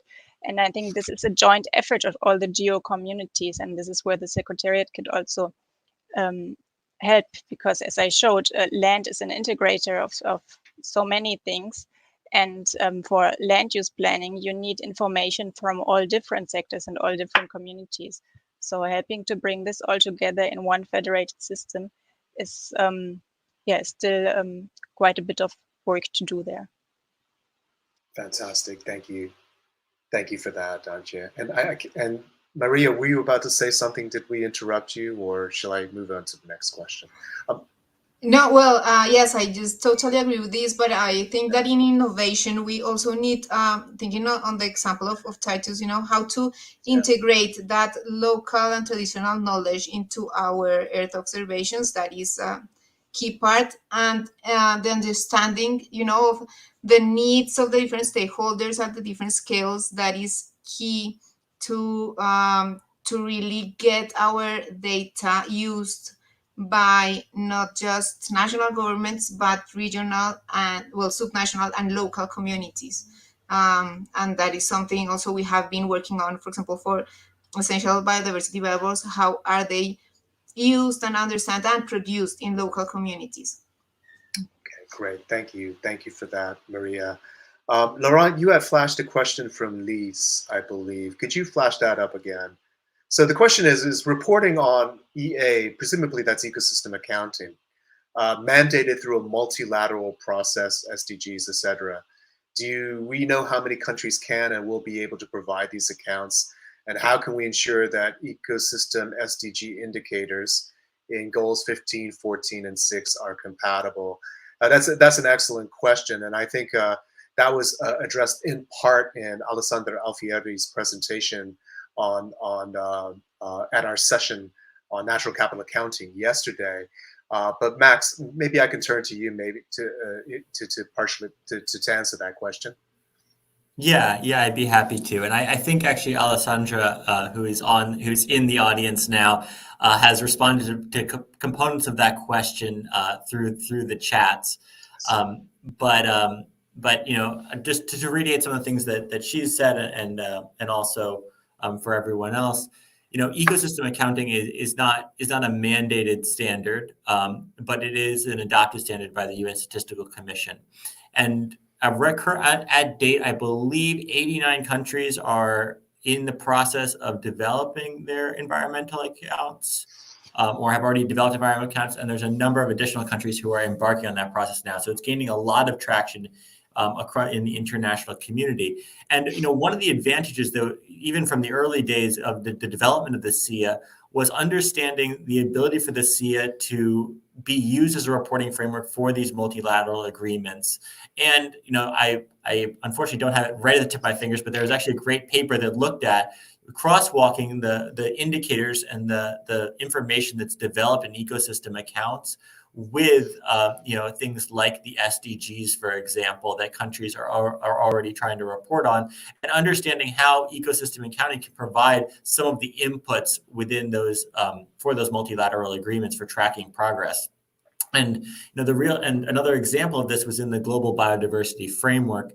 You know, SIA was actually explicitly mentioned as a potential monitoring framework, a consistent monitoring framework that could be used to support the Global Biodiversity Framework. So I think that there's one of the advantages to ecosystem accounts and why it's gained traction is that we do see it as a way that we can, you know, in a consistent way, report on a number of different indicators that are required by multilateral agreements with, you know, with the support of, you know, and coordination of the member governments. So yes, I think you know, the short answer is we definitely believe that ecosystem accounting can provide that and can be useful for that. And you know, as I said before, it comes down to working more across different institutions and organizations so that we can, you know, essentially make sure that we're all saying the same thing. Yeah, and great. Yes, and UNFCCC. I saw that it just came up in the chat as well. And not to leave climate out of the equation in any means. It's, of course, an important component of a healthy and prosperous environment. Yeah, and thanks for that, Max. And Jillian, I don't know if you have anything to add to what Max said. You've been actively involved in the global world of statistics and working with the SIA and in your current position at the CBD. Do you have any insight to offer on this question? I mean, I think not so much, but I think that when the SDGs were developed, the SDGs are indicators. The SDGs are not statistical frameworks. And so the SIA has a similar status to the system of national accounts, which underpins the compilation of GDP. And so it's a similar system where it is not detailing specific indicators that you would compile. I mean, on biodiversity, as part of the Global Biodiversity Framework, we mentioned that we're developing indicators that would be based on the SIA. The SDGs are a set of indicators that should be aligned with the SIA as much as possible. As I said, but the SIA is this robust statistical framework that provides a basis for the compilation of many, many different indicators, including on ecosystem extent or GEP or on ecosystem condition. And so it then provides this framework where you could make different indicators that would be relevant for NBS. And so I think that reporting on the SIA, it's a complicated question, because as I said, it's this huge thing that would have many, many different indicators underneath it that could then be reported through different frameworks. Thanks. Great. Thanks for that additional insight, Jillian. Laura, can we tee up the next question? I don't see it in my chat box. So to follow up on Lisa's questions about gross ecosystem product,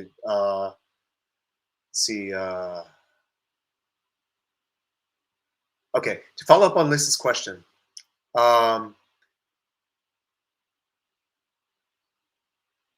so it's a question about this being more robustly and accepted and rolled out in countries would help solidify the need for ecosystem accounting. So is there any indication that the gross ecosystem product can spread? I think, Max or Jillian, once again, the question turns to you for that question from Yana.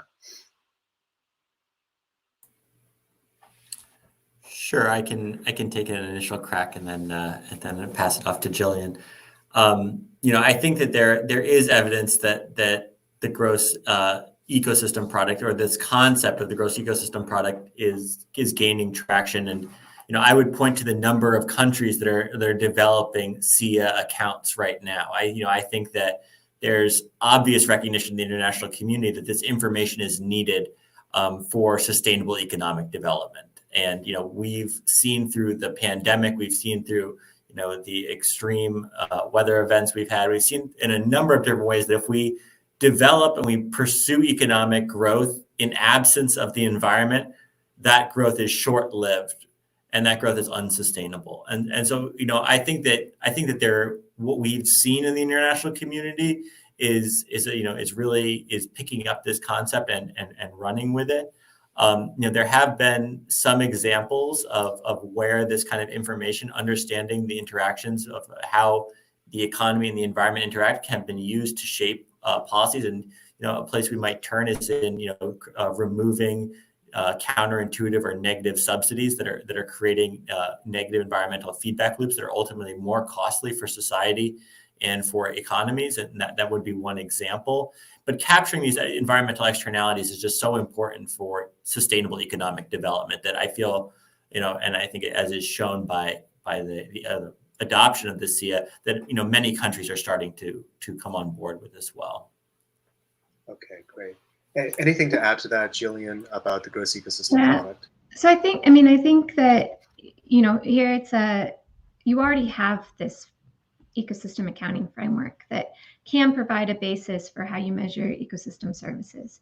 And so I think that it's building a demand for it, and many countries are sort of realizing the need to more holistically measure something like a gross ecosystem product. I want to highlight that China has been doing a lot of work in this area, and so this is something that you can certainly look up and see an example of what a country's been doing in order to try to better capture their ecosystem services in a way that's consistent in both physical and monetary terms, so that you can see the value of different types of services being provided.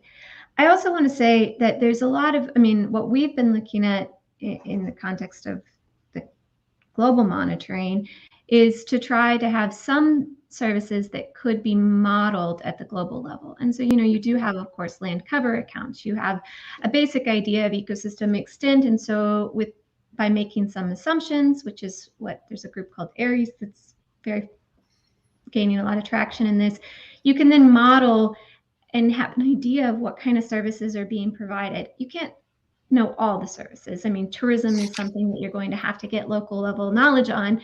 But as we were talking about things like air filtration services, water filtration services, there's some different things that can be modeled using the information that's existing on ecosystem extent and condition. And I think that this is another way to sort of help show the value of this type of estimate of gross ecosystem product is, we can start perhaps by modeling specific services, which then demonstrates the value of those.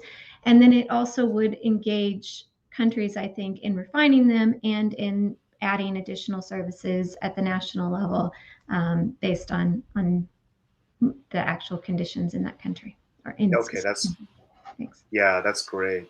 Thank you, Jillian and Max, for that clarification. Here's a question from Stephen. How can GEO engage on the post-global biodiversity framework, and what output should GEO share with the UN CBD? What potential output? And that looks like Stephen flagged that for you, for Jillian, but if anyone else from the panel wants to care to take a shot, that would be most welcome. But Jillian, why don't we begin with you? Yeah, so I think, there's a few different ways. Obviously, the GEO bond has been involved with the CBD traditionally. There's a long history of collaboration between the CBD and not only the Secretariat of the Convention, but also different parties to try to improve the underlying biodiversity observation networks that countries can use in order to monitor biodiversity. And then this also does, of course, inform the global review process. I think that moving forward, the focus on monitoring is certainly increased under the convention. In the IACHI, which was our previous strategic framework for the last decade, the indicators were developed only at the global level and not really part of the framework. And there's a transition now where the parties of the convention want to have an official monitoring framework that couples to the post-2020 global biodiversity framework. And what this transition means is it will be more similar to the SDGs, where it will build a national demand for these indicators, and the indicators would then be included in national reporting processes. And so I think in addition to, I see that Maria's posting some of the webinars we've done on this. I think in addition to sort of supporting the process now in terms of what should be monitored, there's going to be a huge need to roll out this monitoring framework. How do we actually then take an agreed monitoring framework and work with countries to improve their ability to build the underlying data systems, to use Earth observation information to ensure that they're able to monitor the indicators in the monitoring framework, and also build the use of these indicators. So, we don't want to be proposing indicators that are just being used for no reason. We want for these to help inform national decision making. And again, I think that the GEO with the networks and countries has the potential to sort of fill this gap in terms of bridging the gap between the data providers and the data users at the national level. Thanks. That's great. Thank you. Thank you very much for that, Jillian. We've got a couple of minutes left, and I'm going to cut short the closing, and wanted to give Angie the last question, and it's an open-ended one. What from your perspective is the next step? What is the vision for nature-based solutions at GEO, and what would be potential next steps that we as a community can take? If you were a king or queen. Well, from a GEO perspective, it's all about cooperation, collaboration, coordination between the different GEO initiatives, and about finding a coherent approach of all initiatives related to data interoperability, or tools, interoperability of tools and data harmonization. Yeah. And it is about making more of the data as what we can do in different sectors. Because if we combine data from the different initiatives, from the different sectors into one system, then we have much more learning for implementation and monitoring for decision-making basis. So, yeah, I think this is all about collaboration, a coherent approach, and that the GEO Secretariat could facilitate, but that all of us GEO initiatives are also called to actively, of course, be open and collaborate. I love that, Angie. And why don't we make that an action item? I'd like to suggest as an extension of this session that this is only the beginning of the conversation. So I'd like to suggest that we act on that and plan a 2-day meeting or so to really flesh out GEO and nature-based solutions. And so we'll put that on the table as an action item immediately following this. And so this is only the start of the discussion, and I think all of you, all the presenters and Elizabeth, have helped us plant the seeds for further thought and reflection and action. And so let us continue that dialogue. I'd like to thank all the speakers for their time and for their insight during this session. It has been terrific. Thanks to all of you. Thank you to Elizabeth for opening us with a very inspiring welcome. And thank you to Laurent and Stephen, who organized and really got us to the table for this very, very fascinating discussion on nature-based solutions. To be continued. Thank you, GEO Secretariat, for giving us the opportunity to talk about this. I now conclude the session on nature-based solutions and Anchor Session 5. Thanks to all of you participants for joining and participating. Good night and good afternoon.